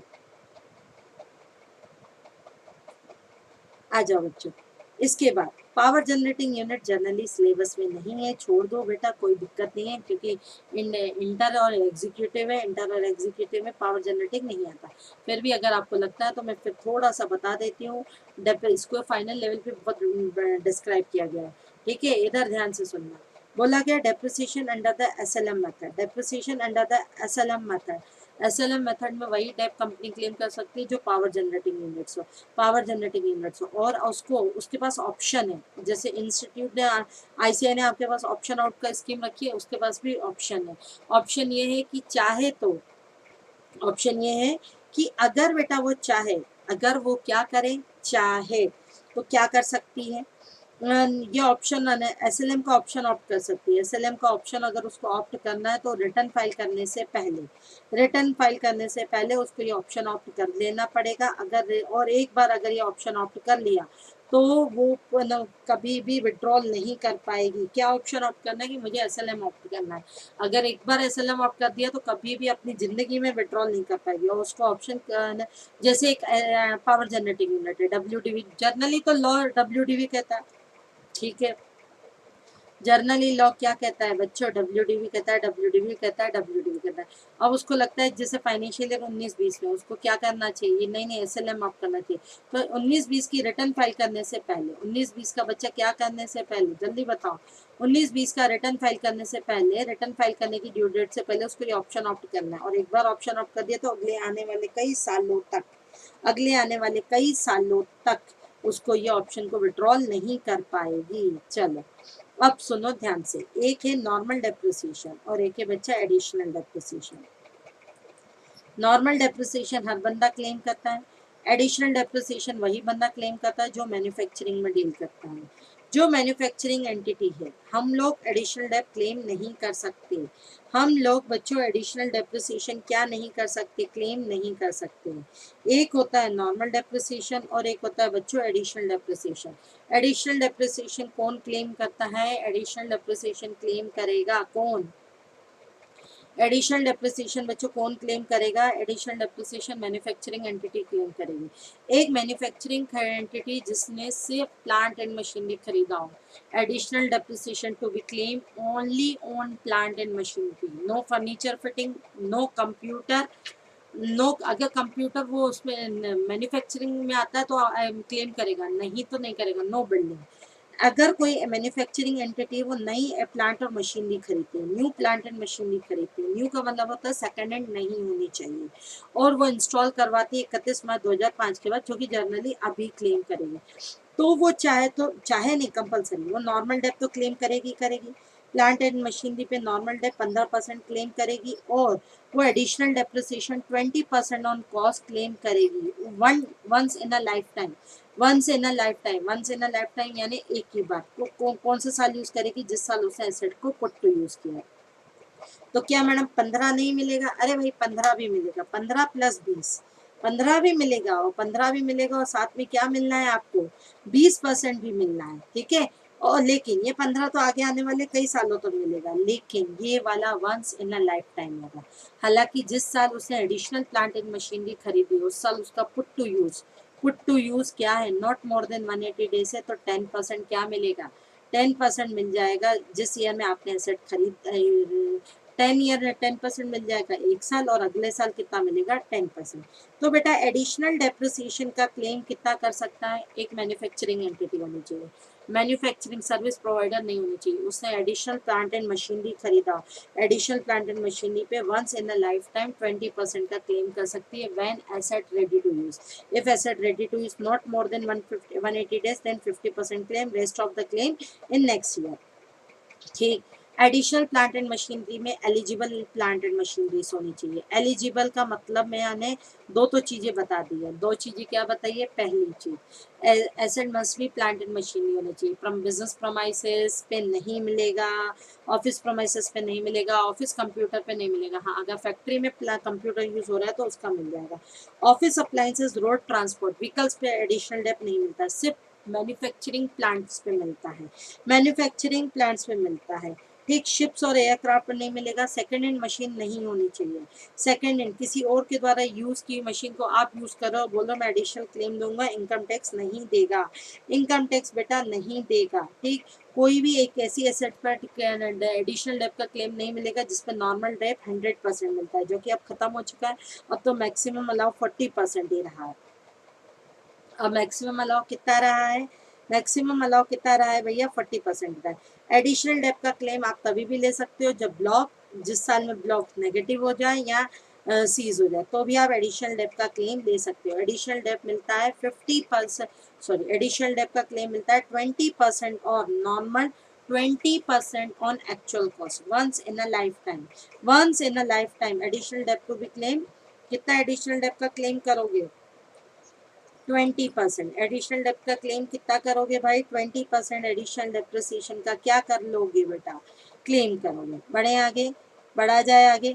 अब सुनो ध्यान से, एडिशनल डेप्रिसिएशन आगे, आगे बढ़ते हैं। क्या है एडिशनल डेप्रिसिएशन, अगर आप अपना प्लांट मशीनरी ऐसी जगह, मैन्युफैक्चरिंग यूनिट ऐसी जगह एस्टेब्लिश करते हो, सॉरी, अगर आप अपना प्लांट मशीनरी ऐसी जगह बैठा एस्टेब्लिश करते हो जहाँ पर ध्यान से सुनना, ऐसी जगह स्टैब्लिश करते हो जहाँ पर जो कि 4 स्टेट की स्पेसिफिक स्टेट्स में आता है। आंध्र प्रदेश, बिहार, तेलंगाना, वेस्ट बंगाल के स्पेसिफाइड नोटिफाइड बैकवर्ड एरियाज में आता है।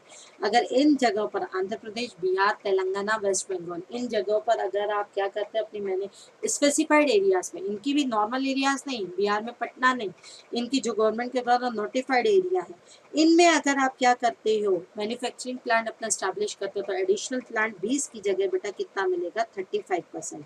Additional plant will be claim 20% की जगह कितना मिलेगा भाई 35%। फिर सेम कहानी है, अगर आप asset not more than 180 days use करते हो तो 50% आज ले लो, 17.5% अभी ले लो, 17.5% क्या लेना इन फ्यूचर्स ईयर में लेना। 17.5% कहाँ लेना बच्चों, फ्यूचर ईयर में लेना। कंसेप्ट समझ आ रहा है? ठीक, इसे कहेंगे बेटा एडिशनल डेप्रिसिएशन का क्लेम। ठीक, ब्लॉक सीज और नेगेटिव हो जाए तो भी ले लो। अब आते हैं बेटा सेक्शन 32 एडी पे। Section 32 AD investment allowance reserve. Section 32 AD investment allowance reserve है, ध्यान से सुनना क्या है सेक्शन 32।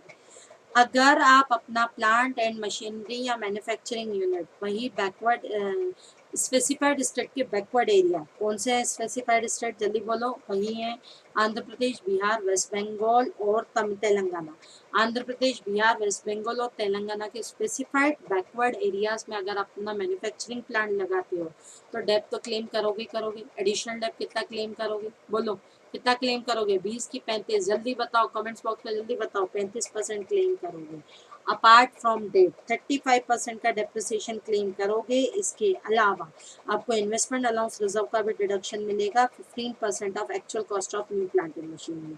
यानी आप एडिशनल डेप 35% क्लेम करो और 15% का इन्वेस्टमेंट अलाउंस रिजर्व भी ले लो। लेकिन बेटा डेट जरूर याद रखना, ये आपके लिए मोस्ट इंपॉर्टेंट है, 35% का भी और ये भी मोस्ट इंपॉर्टेंट है। आपको वो पावर अंडरटेकिंग कब तक स्टैब्लिश कर लेनी है, आपको वो बेटा पावर अंडरटेकिंग कब तक स्टैब्लिश कर लेनी है, जल्दी बताओ। आपको वो पावर अंडरटेकिंग 31 मार्च 2020 तक स्टैब्लिश कर लेनी है। अगर आपने 31 मार्च 2020 से के बाद की है तो एडिशनल डेप कितना मिलेगा, मिलेगा क्यों नहीं मिलेगा, एडिशनल डेप 35 ही मिलेगा, 20 मिलेगा। ठीक है, और इन्वेस्टमेंट अलाउंस रिजर्व खत्म हो जाएगा।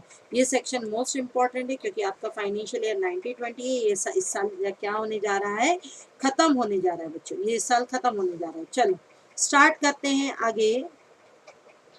ठीक, अगर आपका क्या हो जाता है बच्चों, ध्यान से सुनना, अगर depreciation in case of succession amalgamation, देखो अगर एक कंपनी का दूसरी कंपनी के साथ अमालगमेशन हो जाता है, हमारा प्रीवियस ईयर 1920 है, एक कंपनी है एक्स लिमिटेड, एक्स लिमिटेड का को टेक ओवर कौन कर लेता है, वाई लिमिटेड कर देता है। एक्स लिमिटेड को टेक ओवर कब कर लेता है, वाई कौन कर लेता है, वाई लिमिटेड कर लेता है। वाई लिमिटेड 1 जुलाई को टेक ओवर करता है, तो यहाँ तक का क्लेम एक्स लेगी, मानो कि इस तरीके का अमालगमेशन है नहीं, और इसके बाद का क्लेम वाई करेगी। पहले तो एक्स लिमिटेड की एसेट्स है, वाई लिमिटेड की अपनी भी एसेट्स होंगी, वो छोड़ दो। एक्स लिमिटेड की जो एसेट्स होगी पूरे साल, एक्स लिमिटेड की जब तक यहाँ एसेट्स थी, ओपनिंग डब्ल्यूडीवी थी 8 lakh, addition during the year था, एडिशन ड्यूरिंग द ईयर था 4 लाख, ओपनिंग डब्ल्यूडीवी थी बेटा 8 lakh, addition during the year था 4 लाख। 8 और 4 बेटा कितना होता है, जल्दी बोलो, 8 और 4 क्या होगा, 12, minus minus cell proceed during the year है 3 लाख। अमालगमेशन से पहले उसने अपनी एसेट सेल की होगी 9 लाख। 9 लाख पर भैया अगर प्लांट और मशीनरी पे कितना डेप लगता है, जनरली 15% लगा दो, 15%, 9 लाख का 15%, एक एग्जाम्पल, 9 लाख का 15% कितना आ रहा है भैया, 1,35,000। अब इसी बीच इसका अमालगमेशन हो गया वाई लिमिटेड के साथ। पहले एक्स लिमिटेड का अमालगमेशन बिल्कुल डेप्रिसिएशन बिल्कुल वैसे ही कैलकुलेट करोगे कि मानो इस तरीके का कोई अमालगमेशन नाम की चीज हुई नहीं है, मानो इस तरीके की कोई अमालगमेशन नाम की चीज हुई नहीं है। आ जाओ इसके बाद, अब देखता ध्यान से, इसके बाद अब 1,35,000 का कौन क्लेम करे, जहां तक अमालगमेशन नहीं होता वहां तक एक्स करेगी और उसके बाद वाई करेगी। 1,35,000 रुपए का, 1,35,000 रुपए का 1 जुलाई को अमालगमेशन हुआ तो अप्रैल मई जून यानी कितने दिन होते हैं बेटा, 91 डेज। 91 डेज का क्लेम करेगी एक्स लिमिटेड। 1,35,000 इंटू 90 कितना आ जाएगा भैया, 33,657। इसका क्लेम करेगी कौन, एक्स। 1,35,000 का 33,657 ठीक है, 33,657,10,1343 का कौन क्लेम करेगा? 1,35,000 यहाँ क्लेम कौन करेगा? एक्स। और यहाँ कौन क्लेम करेगा? वाई क्लेम करेगा। तो जब भी आपका, और वाई अपनी अपनी अपनी जो एसेट्स है, देखो इसने इसको एक्चुअली क्या, यहाँ कैपिटल गेन भी नहीं लगता। कॉस्ट किसकी मानी जाएगी? प्रीवियस ऑनर की कॉस्ट मानी जाएगी। क्यों प्रीवियस ईयर की कॉस्ट मानी जाएगी? क्योंकि सेक्शन कौन सा था? 47, if any asset transfer under a scheme of amalgamation. अब बेटा वाई लिमिटेड की अपनी भी ओपनिंग WDV होगी, एग्जैक्टली होगी 15 लाख की, फॉर एग्जांपल ओपनिंग WDV। उसने एडिशन एक्स लिमिटेड को उसमें किया ना, अमाल कमीशन की स्कीम में किया, तो कॉस्ट किसकी मानी जाती है? Certain transaction not treated as an transfer, तो कॉस्ट किसकी मानी जाएगी? प्रीवियस ऑनर की। प्रीवियस ऑनर ने अपना कितना ब्लॉक दिया है? 9 लाख का। 15 लाख और 9 लाख बेटा कितना होता है? 24 लाख। फॉर एग्जाम्पल यहाँ उन्होंने कोई भी सेल नहीं किया, यहाँ उन्होंने कोई भी सेल नहीं किया, तो ये आ जाएगा, कितना आ जाएगा भाई? ये कितना आ जाएगा? 24 लाख आ जाएगा। एग्जैक्टली ये आ गया 24 लाख। अब 24 लाख में ऐसा नहीं कि पूरा डेप लगा दोगे, 24 लाख में 15 लाख पे तो आप पूरा डेप लगा दो, क्योंकि आपका ये अंडर अमाल कमीशन की स्कीम में आया है। अमाल कमीशन की स्कीम में वाई सिर्फ कितना क्लेम कर पाएगा? 101,343। और 15 लाख उसका खुद का एसेट है, 15 लाख का 15%, 2,25,000 का क्लेम वो कर लेगा। 2,25,000 रुपए का बच्चों वो क्या कर लेगा? क्लेम कर लेगा। ये है हमारा क्या है? Depreciation in case of amalgamation and merger. ठीक। मोटर कार जो कि जनरली बिजनेस में यूज करते हैं, उस पर वो आता है हमारे प्लांट एंड मशीनरी के ब्लॉक में, उसमें कितना लगता था? 15% का डेप लगता था। और हायरिंग वाले बिजनेस में अगर मोटर कार यूज होती थी तो कितना डेप लगता था? बोलो, हायरिंग वाले में कितना यूज होता था? 30%। लेकिन बेटा, अगर आपने मोटर कार जो कि आप हायरिंग के बिजनेस में यूज नहीं कर रहे हो, मतलब आप कहाँ यूज कर रहे हो? नॉर्मल बिजनेस में यूज कर रहे हो, other than those use in the business of hiring business, अगर आपने 23 अगस्त 2019 से 31 मार्च 2020 तक खरीदी है, तो ऐसी मोटर कार पे 30% डेप लगेगा। जनरल मोटर कार पे 15% डेप लगता है। लेकिन अगर आप नॉर्मल मोटर कार है, नॉर्मल मोटर कार है, उसको आपने कब से? 23 अगस्त 19 से लेकर 31 मार्च 2020 तक खरीदा, तो 15 की जगह बच्चा कितना परसेंट डेट लग जाएगा? 30% डेट लग जाएगा। मोस्ट इंपॉर्टेंट है, एग्जाम में ये डेट याद रखना। जनरली बच्चा आंख बंद करके 15% का डेट लगा के आता है। देखो फॉर एग्जाम्पल मेरे पास मोटर कार है, मेरी प्लांट एंड मशीनरी में आती है वो मोटर कार का ब्लॉक है 8 लाख। अब मैंने 2 मोटर कारें खरीदी है, ध्यान से सुनना, मैंने 2 मोटर कार खरीदी है। एक मोटर कार खरीदी मैंने 1 जून को, और एक मोटर कार खरीदी मैंने 25 अगस्त, चलो 27 अगस्त को। ठीक है, क्या होता है 27 अगस्त को? कुछ बच्चों को याद है? नहीं याद है तो नहीं बताऊंगी। ठीक है, आ जाओ बेटा। 1 जून को एक मोटर कार खरीदी, 1 जून 19 को, और एक 27 अगस्त को खरीदी। ये मोटर कार खरीदी है 3 लाख की, और ये मोटर कार खरीदी है 5 लाख की। तो बेटा इस पे कितना? ये नॉर्मल ब्लॉक में जाएगा 15 में, और ये वाला कौन से ब्लॉक में जाएगा? 30 में।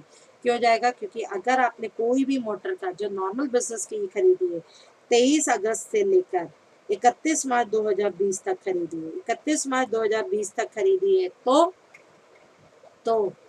तो कितना क्लेम कर पाएगा? Entity to be claim 30%। कितना क्लेम कर पाएगी? 30%। ये है 8 लाख, इसका block 0। Addition during the year, यहाँ कितना आएगा भैया? 3 लाख।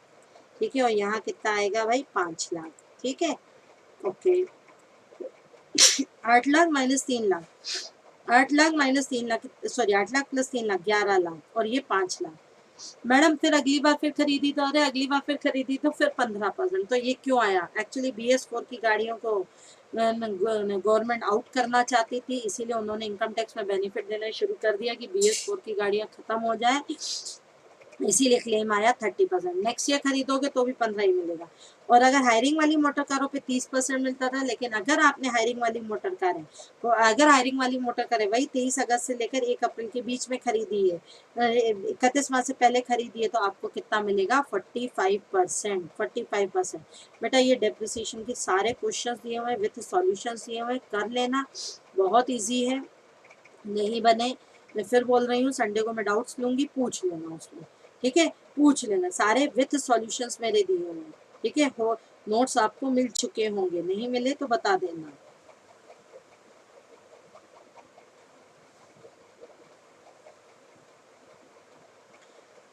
ये हुआ हमारा भैया सेक्शन नंबर 32 कंप्लीट डेप्रिसिएशन। चले, सेक्शन नंबर 32 कंप्लीट डेप्रिसिएशन हो गया हमारा पूरा। अब सुनो,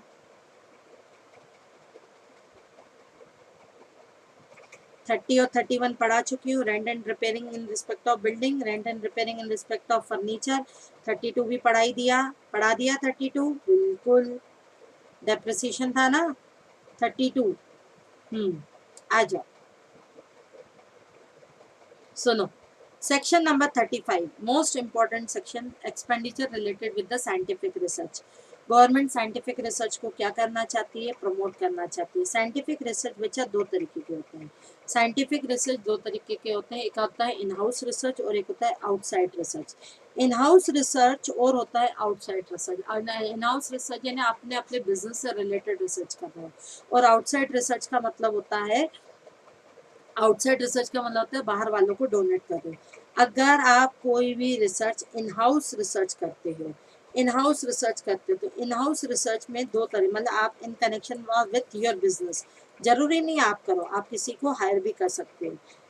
in connection with in house research revenue expenditure होगा और कैपिटल एक्सपेंडिचर होगा। सेक्शन 35 कहता है अगर आप in connection of scientific research के कनेक्शन में इन हाउस रिसर्च करते हो तो रेवेन्यू खर्चे करते हो, तो आपको 100% का क्लेम मिलेगा, 100% का डिडक्शन मिलेगा। खर्चों का 100% का बेटा क्या मिलेगा, डिडक्शन मिलेगा। लेकिन अगर आप बेटा क्या करते हो, कैपिटल एक्सपेंडिचर खरीदते हो, यानी बिल्डिंग खरीदते हो, प्लांट एंड मशीनरी खरीदते हो, जर्नली बिल्डिंग और प्लांट एंड मशीनरी पे क्या क्लेम करते हो, 32 सेक्शन में क्या क्लेम करते हो, डेप्ट। लेकिन अगर आपने साइंटिफिक रिसर्च के लिए कैपिटल एक्सपेंडिचर किए, building plant machinery vehicle motor vehicle खरीदा, तो वो आप 32 क्लेम मत करना, डेप का क्लेम मत करना। तो फिर मैडम ये तो हमारा नुकसान है। अरे आपको फायदा दे रहा है गवर्नमेंट, आप बोल रहा है 100% डेप्रिसी 100% खर्चों का क्लेम करना। यानी अगर आपने साइंटिफिक रिसर्च के लिए बिल्डिंग खरीदी ना 50 लाख की, 50 लाख को आप P&L में डाल देना, 50 लाख को आप खर्चा बुक कर देना एज अ P&L। मैडम ये तो बात कोई समझ नहीं है, बिल्डिंग को कैसे P&L में डाला जाएगा। बोलता है सेक्शन साइंटिफिक रिसर्च को प्रमोट करना चाहता है, ज्यादा से ज्यादा लोग साइंटिफिक रिसर्च के लिए क्या हो, ज्यादा से ज्यादा लोग साइंटिफिक रिसर्च के लिए प्रमोट हो, तो इसीलिए आप कितना क्लेम करना चाहोगे, बोलो कितने क्लेम करना चाहोगे, 100%। अगर आपका कोई भी रिसर्च इन हाउस रिसर्च है और अगर आप रेवेन्यू खर्चों का क्लेम कर रहे हो तो कितना क्लेम करोगे, 100%। और कैपिटल एक्सपेंडिचर अगर क्लेम करोगे तो बेटा कितना क्लेम करोगे, 100%, एग्जैक्टली 100%, एक्सेप्ट लैंड। वर्ड आ रहा है एक्सेप्ट लैंड। और एक चीज और बताऊं बेटा मैं तुम लोगों को, आपने कहा, हमने कहा था, याद करो सेक्शन 37 सबसेक्शन 1 जो आते से पढ़ाया था, खर्चे इनका ड्यूरिंग द प्रीवियस ईयर होना चाहिए। बिजनेस स्टार्ट करने से पहले खर्चे हुए तो कोई क्लेम नहीं मिलता था। लेकिन साइंटिफिक रिसर्च अगर आप कर रहे हो और आपने साइंटिफिक रिसर्च करने के लिए बिजनेस स्टार्ट करने से पहले खर्चे किए तो expenses incurred with in 3 years, expenditure incurred within 3 years before the commencement of business भी अलाउड है। अब बिजनेस ही नहीं है तो खर्चों का डिडक्शन कब ले, अगर आपने कोई खर्चे बिजनेस स्टार्ट करने से पहले किए और 3 साल पहले तक किए तो उन खर्चों का डिडक्शन उन ईयरों में मिलेगा, उन खर्चों का डिडक्शन उन ईयर में मिलेगा जिन ईयरों में क्या होगा, उन खर्चों का डिडक्शन बच्चों उन ईयर में मिलेगा जिस ईयर में बिजनेस स्टार्टअप हुआ होगा, जिस ईयर में बेटा क्या हुआ होगा, बिजनेस स्टार्टअप हुआ होगा। सेम कहानी आती है कैपिटल एक्सपेंडिचर की। ठीक, उसके बाद अगर आपका आउटसाइड रिसर्च है बच्चों, अगर ध्यान से सुनना, अगर आपका आउटसाइड रिसर्च है, आउटसाइड रिसर्च का मतलब होता है आप आपने क्या कर रहे हो, अमाउंट डोनेट कर रहे हो। आउटसाइड रिसर्च का मतलब होता है कि बेटा क्या कर रहे हो, आप अमाउंट बाहर वालों को डोनेट कर रहे हो। मोस्ट इम्पॉर्टेंट है क्योंकि ये चेंज होने वाला है असेसमेंट ईयर 21-22 से। हमारा असेसमेंट ईयर कौन सा है, 20-21, इसीलिए आएगा। अगर आपने किसी भी यूनिवर्सिटी, किसी कॉलेज, किसी इंस्टीट्यूशंस को साइंटिफिक रिसर्च के लिए डोनेट किया है, किसके लिए डोनेट किया है, साइंटिफिक रिसर्च के लिए डोनेट किया है, तो जितना अमाउंट डोनेट करोगे उसका 150% डिडक्शन मिलेगा। कैसे, अगर मैंने किसी इंस्टीट्यूट यूनिवर्सिटी को साइंटिफिक रिसर्च के लिए 1 लाख डोनेट किए तो मेरा खर्चा तो 1 लाख है, नहीं, खर्चा माना जाएगा, आप 1 लाख डोनेट करो, माना जाएगा आपने खर्चा कर दिया 1,50,000। मैडम ऐसा क्यों, ऐसा इसीलिए क्योंकि साइंटिफिक रिसर्च को ये लोग प्रमोट करना चाहते थे। अगर आपने किसी रिसर्च यूनिवर्सिटी को साइंटिफिक रिसर्च के लिए डोनेट किया तो 150%। लेकिन अगर आपने किसी भी रिसर्च, किसी भी इंस्टीट्यूशंस या यूनिवर्सिटी को साइंटिफिक रिसर्च के लिए नहीं, सोशल रिसर्च और स्टैटिकल रिसर्च के लिए डोनेट किया तो डिडक्शन मिलेगा 100% ऑफ अमाउंट डोनेट, यानी 1 लाख का डोनेट करोगे तो 1 लाख मिलेगा। किसी भी अगर किसी भी कंपनी को जो कि साइंटिफिक रिसर्च के लिए अप्रूव्ड है, उसको अगर साइंटिफिक रिसर्च के लिए डोनेट किया तो 100% of some amount donate. Very simple. Universities, colleges, scientific research institutions को साइंटिफिक रिसर्च के लिए डोनेट करोगे 150% ऑफ अमाउंट डोनेट। सोशल और स्टैटिकल रिसर्च के लिए करोगे 100% ऑफ अमाउंट डोनेट। किसी कंपनी को आपने डोनेशन दे रहे हो फॉर साइंटिफिक रिसर्च के लिए तो भी 100%, तो भी क्या मिलेगा, 100% का डिडक्शन मिलेगा। ये बच्चों मोस्ट इंपॉर्टेंट है क्योंकि अगली बार से ये सब कुछ 100 होने जा रहा है। इस बार साइंटिफिक रिसर्च के लिए यूनिवर्सिटीज और कॉलेज को डोनेट करो 150, कंपनी को डोनेट करो 100 और यूनिवर्सिटी और कॉलेज को स्टैटिकल रिसर्च के लिए डोनेट करो। कितना होगा, बोलो कितना होगा? स्टैटिकल रिसर्च के लिए अगर आप डोनेट करते हो तो 100% होगा। ठीक, 100% होगा। साइंटिफिक रिसर्च मोस्ट इंपॉर्टेंट है। सेक्शन नंबर 35, जल्दी बोलो। 30 क्या था? Rent repairing in respect of building. Rent 31 rent repairing in respect of furniture fitting. फिर क्या था? 32 डेप्रिसिएशन। 35 क्या है बच्चों? 32 एडी क्या था? Investment allowance reserve. कितना मिलता था 32 एडी? याद करो, याद करो। चलो आ जाओ,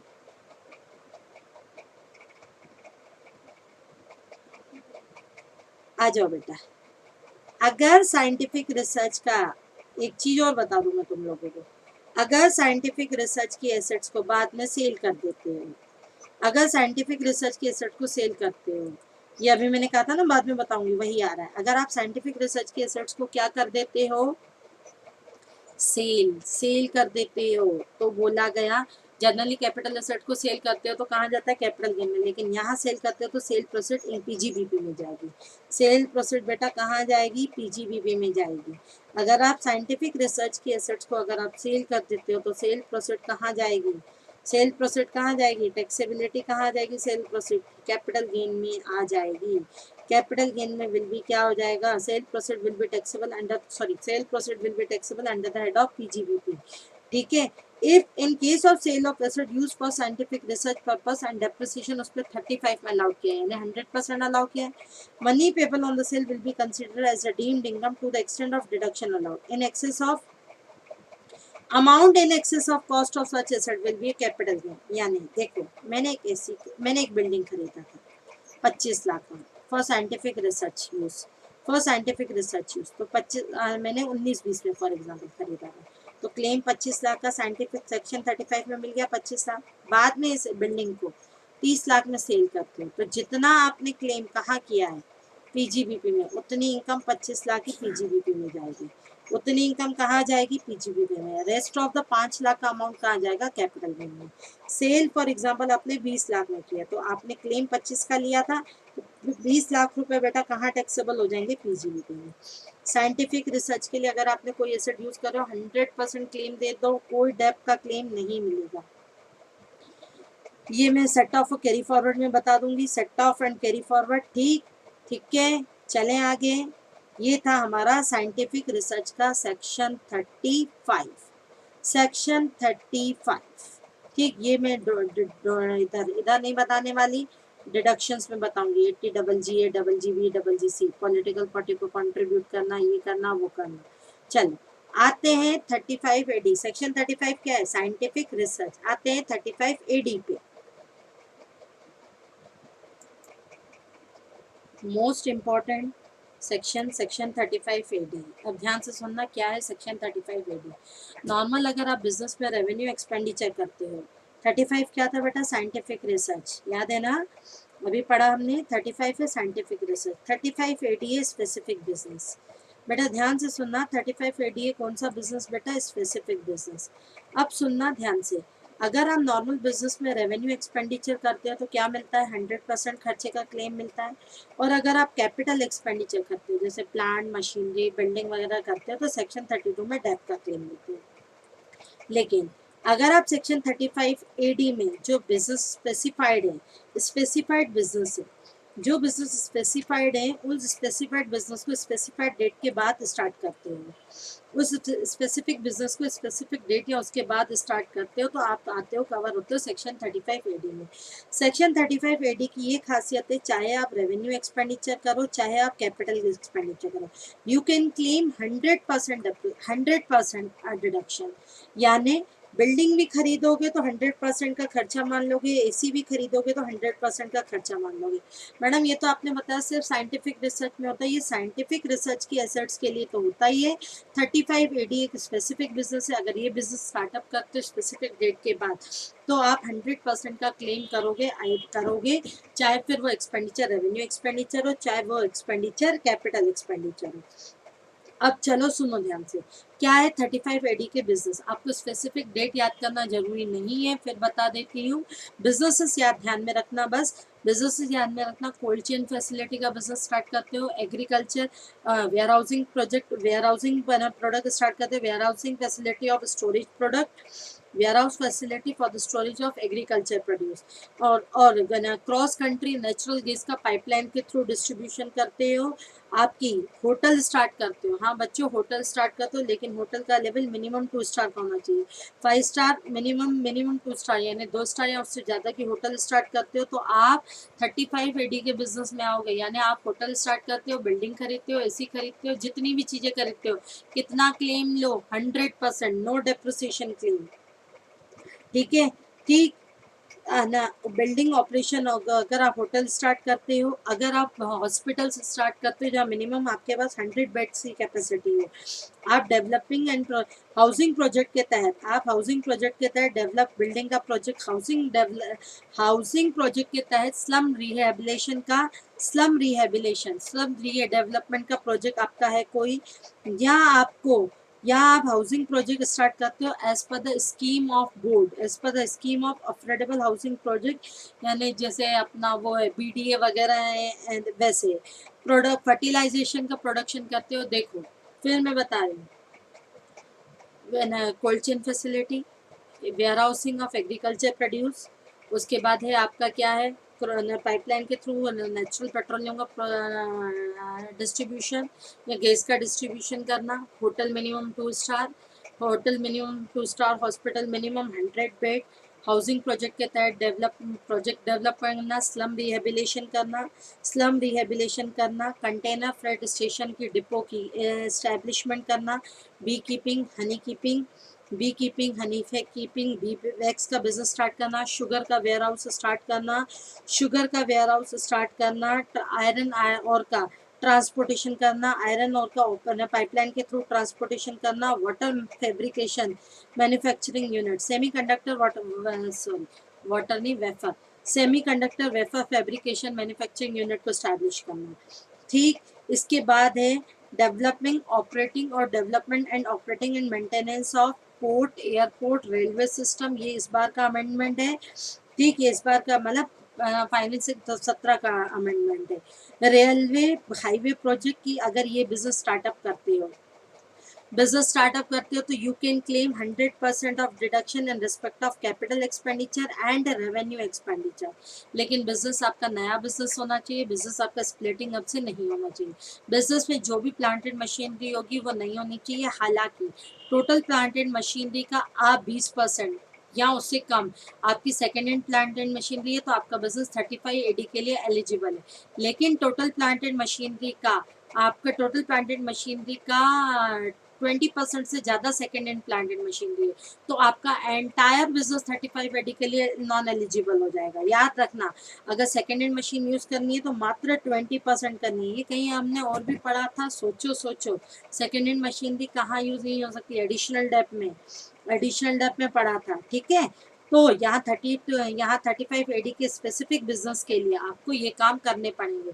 आपको आप 100% क्लेम लेना है तो आपका एलिजिबल बिजनेस होना चाहिए। इसके लिए वेरीफाई कौन करेगा, chartered accountant. Books of accounts audit होने चाहिए, अगर ऑडिट नहीं हुए तो नहीं मिलेगा। आपको क्लेम कितना मिलेगा, 100%, चाहे कैपिटल एक्सपेंडिचर हो चाहे रेवेन्यू का तो वैसे भी क्लेम 100 मिलता है, कैपिटल का कितना मिलेगा भाई 100। याद रखना, अगर आप 35AD के बिजनेस में आते हो 10,000 से ऊपर के कोई भी खर्चे हो अकाउंट पे चेक और अकाउंट पे ड्राफ्ट के थ्रू ही पेमेंट करना है। 35 AD में 100% डिडक्शन मिलेगा, बिल्डिंग का 100 मिलेगा, एसी का अलग मिलेगा, एसी का 100 मिलेगा, लेकिन बेटा लैंड, गुडविल और फाइनेंशियल इंस्ट्रूमेंट का 100% क्लेम नहीं मिलेगा। मतलब 35 AD के बिजनेस में जो कंपनियां लैंड खरीदती हैं, गुडविल खरीदती हैं, फाइनेंशियल इंस्ट्रूमेंट जो डेरिवेटिव मार्केट में डील होती है, सिक्योरिटियां खरीदती है, तो क्लेम आप 100% नहीं ले पाओगे, बाकियों का क्लेम आप 100% ले पाओगे। अगर आपने 35 AD के बिजनेस स्टार्ट किया, बाद में 35 AD की कोई एसेट्स को क्या करते हो, सेल करते हो, तो sale proceed taxable under the PGPP पूरा। देखो, जब हमने साइंटिफिक रिसर्च 35 किया तो जितना क्लेम मिला था उतना पीजीबीपी में टैक्सेबल था, याद करो, उससे ऊपर का कहाँ था, उससे कैपिटल गेन में। लेकिन 35 AD की अगर आपने कोई एसेट सेल की, 35 AD की आपने कोई एसेट सेल की, तो पूरा का पूरा कंसिडरेशन कौन से हेड में जाएगा, पीजीबीपी हेड में जाएगा, कैपिटल गेन हेड में नहीं जाएगा, कैपिटल गेन हेड में नहीं जाएगा।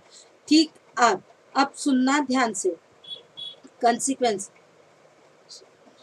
हाँ, अगर आपने 35 AD में कोई क्लेम किया तो आप किसी और हेड में कोई क्लेम नहीं कर सकते हो। और बेटा ये इंपॉर्टेंट चीज है, 35 AD के बिजनेस के लॉस को केवल 35 AD की बिजनेस की इनकम से सेट ऑफ किया जा सकता है। देखो, जनरली फॉर एग्जांपल मेरे दो बिजनेस है, एक बिजनेस में प्रॉफिट है और दूसरे बिजनेस में लॉस है, तो मैं इसको सेट ऑफ कर सकती हूँ। लेकिन अगर मेरा 35 AD का भी बिजनेस है और नॉन 35 AD का भी बिजनेस है, नॉन 35 AD के बिजनेस में इनकम है, नॉन 35 AD के बिजनेस में मेरी क्या है, इनकम है, बिजनेस इनकम है मेरी 8 लाख। और 35 AD में जर्नली जब मशीनें वगैरह खरीदते तो लॉस ही आएगा। कैसे? क्योंकि जैसे फॉर एग्जांपल एक होटल स्टार्ट करें, होटल में जो रेवेन्यू है ना, वो रेवेन्यू शुरुआत स्टार्टिंग है 15 लाख है। अब उसने होटल वाले ने बिल्डिंग खरीदी होगी, 2 करोड़ की बिल्डिंग खरीदी थी, तो भैया 2 करोड़ का पूरा क्लेम ले लोगे, कौन से सेक्शन में, 35 AD में। फर्नीचर और एसी वगैरह खरीदा होगा तो कितना क्लेम ले लोगे, 1 करोड़ रुपए का। तो बेटा 2 और 1 3 करोड़, 3 करोड़ में से 15 लाख की इनकम गई, तो बेटा कितना बचेगा, 2 करोड़ 85 लाख का क्या हो जाएगा, बोलो, 2 करोड़ 85 लाख का क्या आ जाएगा, लॉस आ जाएगा। अब 35 AD के लॉस को नॉर्मल बिजनेस इनकम से सेट ऑफ नहीं करोगे, इस लॉस को अगले साल होटल की इनकम से ही सिर्फ 35 AD के सेम बिजनेस है, अगर इस बंदे के 30 होटल के अलावा पाइपलाइन का डिस्ट्रीब्यूशन है तो भी नहीं करेगा, सिर्फ होटल बिजनेस इनकम से ही सेट ऑफ करोगे। अब अगली बार बट ऑब्वियस सी बात है, अभी हमने कहा 2 करोड़ रुपए की बिल्डिंग का क्लेम ले लिया, तो अगली बार डेप का तो क्लेम होगा नहीं, और ये खर्चे रोज तो होते नहीं है, लेकिन होटल की इनकम तो रोज जनरेट होती है। अगली बार जो भी revenue income I 80 lakh for example, normal salary वगैरह के खर्चे हुए 10 लाख, तो 80 लाख, और सैलरी वगैरह के जो खर्चे हुए 10 लाख, तो 70 लाख। 70 लाख में से 35 AD के लॉस को कैरी फॉरवर्ड करके सेट ऑफ करोगे। ठीक है, तो 2 करोड़ 85 लाख था, तो 70 लाख का सेट ऑफ कर दिया, 70 लाख का सेट ऑफ कर दिया, 2 करोड़ 85 लाख का कितना बच गया अगले साल, 2 करोड़ 15 लाख। इसको अगले साल कैरी फॉरवर्ड करके लेके जाओगे। बेटा ये लॉस तब तक 32 AD का लॉस तब तक कैरी फॉरवर्ड अनलिमिटेड ईयर्स के लिए कैरी फॉरवर्ड होगा, लेकिन सेट ऑफ केवल सेम सोर्स से होना चाहिए, सेम हेड से भी नहीं होना चाहिए, सेम सोर्स से होना चाहिए। समझ आ रहा है? ठीक, 35 AD का लॉस सेम सोर्स से होना चाहिए। ठीक है, आ जाओ, ये है 35 AD की एग्जाम है, बहुत आसान है, बहुत सिंपल है। अगर आपने 35 AD में क्लेम किया है तो आपको नॉर्मल क्लेम अवेलेबल नहीं होगा, मतलब डेप्रिसिएशन वगैरह का क्लेम अवेलेबल नहीं होगा। और याद रखना 35 AD स्पेसिफिक बिजनेसेस के लिए ही है, revenue as well as capital expenditure का डिडक्शन आपको 100% मिलेगा। अगर आपने रूरल, अब आते हैं बेटा 35CA में, इसका सेक्शन याद करने की जरूरत नहीं है। अगर आपने, बेटा ध्यान से सुनना, contribution of the rural development programme under section 35CA बोला गया, बेटा ध्यान दो, बोला गया अगर आपने रूरल डेवलपमेंट प्रोग्राम के लिए कंट्रीब्यूट किया है, रूरल डेवलपमेंट प्रोग्राम के लिए कंट्रीब्यूट किया, रूरल ग्रामीण इलाकों में जो उनके प्रमोशन डेवलपमेंट के लिए जो खर्चे होते हैं उनके लिए अगर आपने डोनेट किया है तो आपको 100% का क्लेम का डिडक्शन मिलेगा पीजीबीपी में। पीजीबीपी में आप 100% क्लेम ले सकते हो। ये पेमेंट कहाँ होना चाहिए, नेशनल रूरल डेवलपमेंट में या national urban priority addiction fund में आपका डेवलपमेंट होना चाहिए। तो आपको कितना डिडक्शन मिलेगा, जल्दी बोलो कितना डिडक्शन मिलेगा, 100% क्लेम का डिडक्शन मिलेगा। चलो अगर आपने नोटिफाइड एग्रीकल्चर एक्सचेंज, ये मोस्ट इंपॉर्टेंट है क्योंकि अगली बार से ये 100% होने वाला है। एक जगह और भी बताया था साइंटिफिक रिसर्च 35 ये मोस्ट इंपॉर्टेंट सेक्शन है। ठीक, बाद में जैसे पीजीबी भी खत्म होगा फिर मैं एक समराइज सेक्शंस के रिकॉल करवा दूंगी, ये सेक्शन इससे रिलेटेड है, ये इससे रिलेटेड है। तो बेटा ये वाला और ये वाला सेक्शन इंपॉर्टेंट है। अगर आप नोटिफाइड एग्रीकल्चर एक्सटेंशन में डोनेट करते हो तो आपको डिडक्शन मिलेगा 150%। वेदर द असेसी इंकर एनी एक्सपेंडिचर, कोई भी खर्चे नोटिफाइड, अगर आप डोनेट यानी कोई भी खर्चे करते हो एग्रीकल्चर एक्सटेंशन प्रोजेक्ट में, लेकिन लैंड और बिल्डिंग को छोड़ के, लैंड और बिल्डिंग को छोड़ के, तो आपको वेटेड डिडक्शन मिलेगा 150%। एग्रीकल्चर एक्सटेंशन प्रोजेक्ट, अगर आप स्किल डेवलपमेंट प्रोजेक्ट में कोई कंपनी, यहाँ पे कोई भी एसएससी है, यहाँ पे स्किल डेवलपमेंट में कंपनी है, अगर कोई भी कंपनी अदर देन लैंड और बिल्डिंग को छोड़ के स्किल डेवलपमेंट प्रोजेक्ट में कोई खर्चा करती है तो उसको 150% का स्टैंडर्ड डिडक्शन मिलेगा। खर्चा करे 100 रुपये का, डिडक्शन ले ले 150% का। ठीक है, खर्चा करे 100 रुपये का, डिडक्शन कर ले 150 रुपये का। ये है स्किल डेवलपमेंट प्रोग्राम के लिए, या आप एग्रीकल्चर एक्सटेंशन प्रोजेक्ट के लिए खर्चा करोगे 150% मिलेगा। जल्दी बताओ, scientific research section 35 scientific research के लिए डोनेट करोगे यूनिवर्सिटी कॉलेजेस को तो 150%, स्टैटिकल रिसर्च के लिए करोगे तो 100 कंपनी को साइंटिफिक रिसर्च के लिए डोनेट करोगे तो कितना था, 100%। चलो बच्चों आ जाओ, आते हैं अमोर्टाइजेशन ऑफ प्रिलिमिनरी एक्सपेंसेस। बहुत अच्छा सेक्शन है सेक्शन 35D। ठीक है, बहुत प्यारा सेक्शन है section 35D preliminary expenses.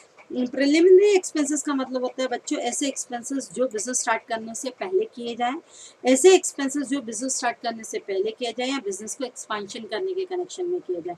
Those expenses which are incurred before the commencement of business, business को कमेंस करने से पहले किए जाए, और या तो क्या किए जाए, या तो बिजनेस को कमेंस करने से पहले किए जाए या बिजनेस के एक्सपांशन के कनेक्शन में किया जाए, उसे कहा जाता है प्रिलिमिनरी एक्सपेंसेस। अगर आप, क्योंकि देखो 37(1) की सबसे बड़ी कंडीशन है एक्सपेंडिचर इनकर ड्यूरिंग द प्रीवियस ईयर और it should be incurred after the commencement of business. लेकिन दो खर्चे देखो, एक तो सेक्शन 35 साइंटिफिक रिसर्च और 35D प्रिलिमिनरी एक्सपेंसेस। बच्चा बिजनेस स्टार्ट करने से पहले आपको कुछ खर्चे करने होते हैं। जैसे फॉर एग्जांपल मेरा बिजनेस स्टार्ट हो रहा है, इधर देखना, मेरा बिजनेस स्टार्ट हो रहा है 19-20 में। अब जरूरी नहीं है ना मैं बिजनेस स्टार्ट हुआ 19-20 में, चलो 1 जुलाई 2020 को। अब यहाँ पे आरओसी कंपनी इनकॉर्पोरेट हुई है यहाँ पर, इससे पहले कंपनी ने आरओसी के खर्चे किए होंगे, प्रोस्पेक्टस इशू किया होगा, मेमोरेंडम इशू किया होगा, आरओसी की फीस पे की होगी, तो इसके बाद के तो खर्चों का डिडक्शन मिल जाएगा जनरल सेक्शन 37(1) में। लेकिन इससे पहले के खर्चों का क्या करें, क्योंकि इसमें लिखा हुआ है 37(1) में लिखा हुआ है खर्चों का डिडक्शन तभी मिलता है जब खर्चे बिजनेस स्टार्ट करने की बात करो। तो बेचारे ये तो लैप्स हो जाएंगे। ये क्यों लैप्स होने चाहिए, ये तो इन कनेक्शन विद बिजनेस है, इसीलिए बोला गया, इसके लिए आया सेक्शन 35D। सेक्शन 35D कहता है बेटा प्रिलिमिनरी एक्सपेंसेस, क्या कहता है, preliminary expenses, preliminary expenses will be deductible in 5 equal annual instalment. सबसे पहले ध्यान से सुनना, preliminary expenses will be deductible in 5 equal annual instalment. Qualifying amount निकालेंगे हम, कौन सा अमाउंट निकालेंगे प्रिलिमिनरी एक्सपेंसेस का, क्वालिफाइंग अमाउंट। अभी बता रही हूँ क्या होता है क्वालिफाइंग अमाउंट। जो क्वालिफाइंग अमाउंट आएगा, फॉर एग्जांपल प्रिलिमिनरी एक्सपेंसेस का क्वालिफाइंग अमाउंट आ रहा है 5 lakh, 5 lakh divided by 1 lakh. First preliminary expenses will be deductible in the year in which business startup, जिस दिन 19-20 में मिलेगा, फिर 20-21 में मिलेगा, फिर 21-22 में मिलेगा, 22-23, 23-24। Preliminary expenses means those expenses which are incurred before the commencement of business और incurred in connection of extension of business और in connection of बेटा क्या है, extension of business। अब सुनो ध्यान से, प्रिलिमिनरी एक्सपेंसेस का डिडक्शन सबसे पहले तो किसका मिलता है, क्वालिफाइंग अमाउंट का मिलता है। क्या होता है क्वालिफाइंग अमाउंट, क्वालिफाइंग अमाउंट का मतलब होता है actual expenditure incurred of 5% of project cost whichever is less। Actual expenditure incurred और 5% of project cost whichever is less। लेकिन अगर आप कोई कंपनी हो तो एक्चुअल एक्सपेंडिचर incurred और इन दोनों में से 5% ऑफ कैपिटल एम्प्लॉयड और project cost whichever is higher, इसका कंपैरिजन किससे करोगे, इसका कंपैरिजन करोगे एक्चुअल एक्सपेंडिचर से। अगर आप इंडियन कंपनी हो, आरओसी वगैरह में खर्चे किए एक्चुअल एक्सपेंडिचर और इन दोनों में से जो भी ज़्यादा हो, यानी कैपिटल एम्प्लॉयड और किसका, कैपिटल एम्प्लॉयड प्रोजेक्ट कॉस्ट में का 5%, इन दोनों में से जो भी ज़्यादा उसका कंपैरिजन करोगे एक्चुअल एक्सपेंडिचर से। लेकिन अगर आप अदर एसएससी हो तो किससे कंपैरिजन करोगे, एक्चुअल एक्सपेंडिचर और 5% of project cost whichever is higher. कैसे मैडम, देखो ध्यान से सुनना। मैंने प्रिलिमिनरी एक्सपेंसेस किए 6 लाख के, ठीक है, मैंने प्रिलिमिनरी एक्सपेंसेस किए 6 लाख का, मेरा प्रोजेक्ट कॉस्ट है, मैं अदर दिन कंपनी हूँ ना, मेरी प्रोजेक्ट कॉस्ट है 15, मेरी प्रोजेक्ट कॉस्ट है फॉर एग्जाम्पल ना 1 करोड़, 1 करोड़, तो 5% ऑफ प्रोजेक्ट कॉस्ट कितनी होगी, 5 लाख। 5% तो मेरे क्वालिफाइंग अमाउंट क्या हो जाएगा, बोलो मेरा क्वालिफाइंग अमाउंट क्या हो जाएगा, 1 करोड़ का 5% कितना होता है, 5 लाख, और एक्चुअल एक्सपेंडिचर इनकम यानी 6 lakh, which ever is less. लेकिन अगर आप कंपनी हो तो एक्चुअल एक्सपेंडिचर तो कितने हुए, 6 लाख, 5% ऑफ प्रोजेक्ट कॉस्ट जो कि मेरी कितनी है, 5% ऑफ प्रोजेक्ट कॉस्ट 1 करोड़, और 5% of capital employed whichever is higher. Capital employed for एक मेरा 1 करोड़ 25 लाख, तो यही हायर हो रहा है। 1 करोड़ 25 लाख का 5% कितना होता है भाई, 6,25,000। तो एक्चुअल एक्सपेंडिचर और इन दोनों में से जो भी हायर हो, विच एवर इज क्या, लेस का कंसेप्ट, तो विच एवर इज लेस क्या है, 6 लाख, 6 लाख डिवाइडेड बाय 5। तो क्वालिफाइंग एक्सपेंडिचर का डिडक्शन आपको मिलेगा, क्वालिफाइंग एक्सपेंडिचर का आपको डिडक्शन मिलेगा 1/5 इक्वल एनुअल इंस्टॉलमेंट में। सबसे पहले तो क्वालिफाइंग अमाउंट समझ आ गया ना क्या होता है। हाँ, एक बात बता दूं, कॉस्ट ऑफ प्रोजेक्ट का मतलब क्या होता है, cost of fix asset at the end of the last year, at the end of the year in which business commence, जिस दिन आपका बिजनेस कमेंस हुआ। मेरा बिजनेस बेटा कब कमेंस हुआ था, 19-20 में, तो 31 मार्च 2020 को फिक्स एसेट की कॉस्ट, ओनली फिक्स एसेट की कॉस्ट होगी कॉस्ट ऑफ प्रोजेक्ट। और कैपिटल एम्प्लॉयड का मतलब क्या होता है, आपको मालूम ही है, अकाउंट्स पढ़ा हुआ है, ठीक, क्या होता है कैपिटल एम्प्लॉयड का मतलब ना total assets minus external liabilities, total assets minus external liabilities. External liabilities में बोरोइंग केवल 7 साल वाली बोरोइंग आएगी। यहाँ अगर सीधे साइड चलें तो issue share capital, preferential capital, debentures plus long term borrowings. Long term borrowings कौन सी होनी चाहिए, लॉन्ग टर्म बोरोइंग्स। जनरली हमारी लॉन्ग टर्म बोरोइंग्स अकाउंट्स और एफएम में 5 साल है, अकाउंट्स में तो 1 साल के बाद की नॉन करंट लाइबिलिटी हो जाती है, एफएम में 5 साल होता है, लेकिन 3 साल भी कहीं होता है एफएम में, ठीक है। यहाँ इनकम टैक्स बोलता है 35D के लिए लॉन्ग टर्म बोरोइंग 7 साल वाली होगी, ठीक है। हाँ, एक्चुअल एक्सपेंडिचर जो इनकट किए उसमें केवल कौन कौन से खर्चे लिए जाएंगे, सभी खर्चे प्रिलिमिनरी एक्सपेंसेस नहीं होंगे, सभी खर्चे खुद नहीं होंगे। बोला गया कुछ खर्चों को या तो एसएससी को खुद करना है या किसी प्रिस्क्राइब इंस्टीट्यूशन से करवाना है। जैसे प्रोजेक्ट रिपोर्ट बनवाते हो तो प्रोजेक्ट रिपोर्ट कौन बना के देगा, सीए बना के देगा।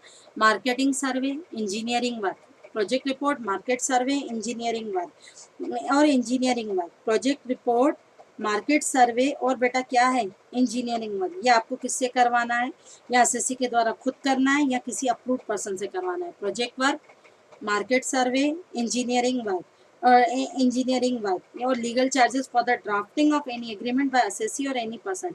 बिजनेस के कनेक्शन में जो एमओए वगैरह ड्राफ्ट होता है उसके लीगल चार्जेस, ठीक है, उसके legal charges for the drafting of any agreement between the SSC and any other person for any purpose relating to setting up the conduct of the business. Business को setup करने के connection में अगर कोई drafting हो रही है। लेकिन कुछ खर्चे कोई भी कर सकता है, एसएससी कर सकता है, एसएससी किसी से भी करवा सकता है, जरूर नहीं है। देखो जैसे प्रोजेक्ट रिपोर्ट सीए बनाएगा, बिल्कुल। मार्केट सर्वे कोई एमबीए वाला करेगा, ठीक है। इंजीनियरिंग सर्विस भैया हम नहीं देंगे, इंजीनियर देगा। लेकिन ड्राफ्टिंग ऑफ एमओ है, एओए, प्रिंटिंग के खर्चे, आरओसी में फीस का पेमेंट करना है, debenture issue expenses, share issue expenses, अगर ये प्रिलिमिनरी एक्सपेंसेस है तो ये भी कोई भी कर सकता है। तो एलिजिबल खर्चे सिर्फ यही है, एलिजिबल खर्चे 4 खर्चे खुद करने या किसी प्रिस्क्राइब का करवाना है। Project work, engineering work, market सर्वे, बिजनेस को स्टार्टअप करने के कनेक्शन में legal charges, drafting of MOA, normal drafting करवाना, आरओसी में फीस पे करना, प्रोस्पेक्टस इशू करने के खर्चे, डिवेंचर्स इशू करने के खर्चे, दलाल अंडर राइटर के खर्चे, ये सारे आते हैं बस प्रिलिमिनरी एक्सपेंसेस में। ये एक्चुअल खर्चे हो गए। और कौन से खर्चे, जो ऐसे खर्चे जो कि प्रोजेक्ट एज है, ये एक्चुअल खर्चे हो गए। और क्वालिफाइंग एक्सपेंडिचर क्या होगा, एक्चुअल खर्चा और 5% ऑफ प्रोजेक्ट कॉस्ट। और क्वालिफाइंग खर्चा कंपनी के लिए क्या होगा, कंपनी के लिए क्या होगा, क्वालिफाइंग एक्सपेंडिचर, एक्चुअल एक्सपेंडिचर और 5% ऑफ कॉस्ट ऑफ प्रोजेक्ट और capital employed whichever is higher का कंपैरिजन करोगे एक्चुअल खर्चों से, दोनों में से जो भी कम होगा। और प्रिलिमिनरी एक्सपेंसेस का डिडक्शन आपको कितनी इंस्टॉलमेंट में मिलेगा भाई, 5 इक्वल एनुअल इंस्टॉलमेंट में मिलेगा, 5 इक्वल एनुअल। और प्रोजेक्ट कॉस्ट का मतलब क्या होता है, ईयर एंड की कॉस्ट, ठीक है। प्रोजेक्ट कॉस्ट का मतलब क्या था, एक चीज और, प्रिलिमिनरी एक्सपेंसेस का खर्चों का डिडक्शन सिर्फ इंडियन कंपनी को मिलता है और इंडियन रेसिडेंट को मिलता है। अगर आप कंपनी एमएनसी या एनआरआई है, वो बिजनेस स्टार्ट करने से पहले खर्चे करती है तो 37(1) में तो नहीं जाएंगे, तो प्रिलिमिनरी एक्सपेंसेस 35D में भी कवर नहीं होंगे, तो उनको सिर्फ बिजनेस स्टार्ट करने के बाद के खर्चों का डिडक्शन मिलेगा। लेकिन अगर आप रेसिडेंट कंपनी हो तो बिजनेस स्टार्ट करने से पहले के खर्चों को आप ले जाओ 35D में, उसे कहेंगे preliminary expenses. Preliminary expenses will be deductible in 5 equal annual instalment. ठीक, समझ आया बच्चों, ठीक है। ये था हमारा भैया प्रिलिमिनरी एक्सपेंसेस। इसके बाद है सेक्शन 35D के बाद है 35DD है। सेक्शन 35DD है बच्चा, वॉलेंट्री रिटायरमेंट स्कीम में अगर आप अपने सैलरी में, मैंने पढ़ाया था, एक कंपनी या एक ऑर्गेनाइजेशन अपने एम्प्लॉय को वीआरएस की स्कीम में कंपनसेशन देती है। तो एम्प्लॉय के लिए तो इनकम जो सैलरी में 5 लाख तक एग्जम्प्टेड थी, रिपीट करते चलो, रिकॉल करते चलो, उसके लिए तो एग्जम्प्टेड थी। लेकिन अगर कंपनी वीआरएस करती है तो वीआरएस का कंपनी के तो खर्चे हैं, लेकिन बेटा ये खर्चे कंपनी के लमसम खर्चे बहुत हैवी होते हैं, तो हैवी अगर आप प्रॉफिट एंड लॉस अकाउंट में डाल दोगे तो आपका प्रॉफिट बिल्कुल रिड्यूस हो जाएगा। इसीलिए इन्होंने कहा कि अगर कोई कंपनी वीआरएस रिटायरमेंट के लिए, वॉलंटरी रिटायरमेंट स्कीम में कोई कॉम्पनसेशन देती है तो वीआरएस स्कीम के कॉम्पनसेशन का डिडक्शन 5 इक्वल एनुअल इंस्टॉलमेंट में मिलेगा, but subjected to amount to be actually paid. अब amount to be actually paid मतलब जैसे 10 एम्प्लॉय ने वीआरएस कंपनसेशन लिया, 10 एम्प्लॉय को 10 लाख रुपए दिए गए, यानी 1 करोड़ देना है। हमने 19-20 में बेटा इतना कंपनी के पास पैसा नहीं था, 19-20 में 20 लाख दिया, ठीक है। 20-21 में, ध्यान से सुनना, 20-21 में हमने कितना दिया, 40 लाख दिया, ठीक है। 23-24 में, 22-23 में नहीं दिया, 23-24 में हमने अगेन 40 लाख दिया। तो बेटा ये इंस्टॉलमेंट आगे के आने वाले 5 साल, 1 2 3 4 5, यानी 20 लाख डिवाइड बाय 5, 4-4 लाख रुपए का आपको कौन से ईयर से डिडक्शन मिलना शुरू होगा, 19-20, 20-21, 21-22, 22-23, 23-24, 2-3-4-5, ठीक है। तो बेटा कितना होगा, 20 लाख डिवाइडेड बाय 5 कितना होता है, 20 लाख डिवाइडेड बाय 5, जल्दी बोलो, 20 लाख डिवाइडेड बाय 5 कितना होता है, 4 लाख। तो 4-4 लाख का डिडक्शन मिलता जाएगा। 20-21 में 40 लाख है, तो यहाँ से 40 लाख डिवाइड बाय 5 कितना, 8 8 8 8, और ये 24-25 में भाई क्या आ जाएगा, 0। 24-25 में क्या आ जाएगा, 0, यहाँ पे इसका 0, या 1 2 3 4 5। फिर बेटा ये 23-24 से आ रहा है, 40 लाख 23-24 से आ रहा है, यानी ये यहाँ से 8 8 8 और 8 और 8। Very simple. 35DD कहता है अगर वीआरएस कॉम्पनसेशन दे रहे हो आप तो वीआरएस एक्सपेंसेस का डिडक्शन मिलेगा आपको 5 इक्वल एनुअल इंस्टॉलमेंट में, 5 इक्वल एनुअल इंस्टॉलमेंट में। हाँ बच्चों, 5 इक्वल एनुअल इंस्टॉलमेंट में first instalment will be deductible जिस ईयर में आपने वीआरएस कॉम्पनसेशन पे ऑफ किया है। 35DD है। 35 साइंटिफिक रिसर्च, आगे बोलो। 35D प्रिलिमिनरी एक्सपेंसेस, 35DD है। 35DD है क्या है, वीआरएस। 35AD specific business. चलो बच्चों, बाकी करवा दूंगी कल, क्योंकि मेरे पास भी थोड़ा सा अभी आज के दिन रुक जाओ, थोड़ा टाइम की कमी है, 2-3 नए बैचेस हैं मेरे, ठीक है ना। चिंता मत करो, जो कमिटमेंट दिया है वो होगा। इट मीन्स आपका 16 अक्टूबर तक पूरा इनकम टैक्स खत्म हो जाएगा, ठीक। और हमारे नए बैचेस CS एग्जीक्यूटिव और सी एंटर के लिए 1 नवंबर से स्टार्ट हो रहे हैं। अगर आपको किसी को बताना है तो आप उनको इन्फॉर्म कर सकते हो। सीट्स लिमिटेड है, मात्र 50 सीट्स हैं, ठीक है बच्चों। बाकी कल मैं PGBP पूरा कंप्लीट करवा दूंगी। मुझे अगर टाइम मिला तो हो सकता है मैं आपका हाउस प्रॉपर्टी का भी कवर कर दूँ, लेकिन ये कमिटमेंट है कि 16 तक मैं पूरा कंप्लीट करवा दूंगी। 17 अक्टूबर जो कि हमारा संडे है, संडे या सैटरडे आई थिंक, मुझे नहीं मालूम, नवरात्र का दिन है, उस दिन मैं आपके साथ लाइव आऊंगी। याद, बस बच्चों एक चीज याद रखना, जितने मेरी प्रैक्टिस ये शीट्स में क्वेश्चन दिए एक बार कर लेना, जहाँ जहाँ डाउट आएंगे वो मैं सॉल्व करती जाऊंगी। अगर आपको लगे तो मुझे व्हाट्सअप करते चलना, ठीक है। ठीक, मिलते हैं कल। ओके बेटा, बाय।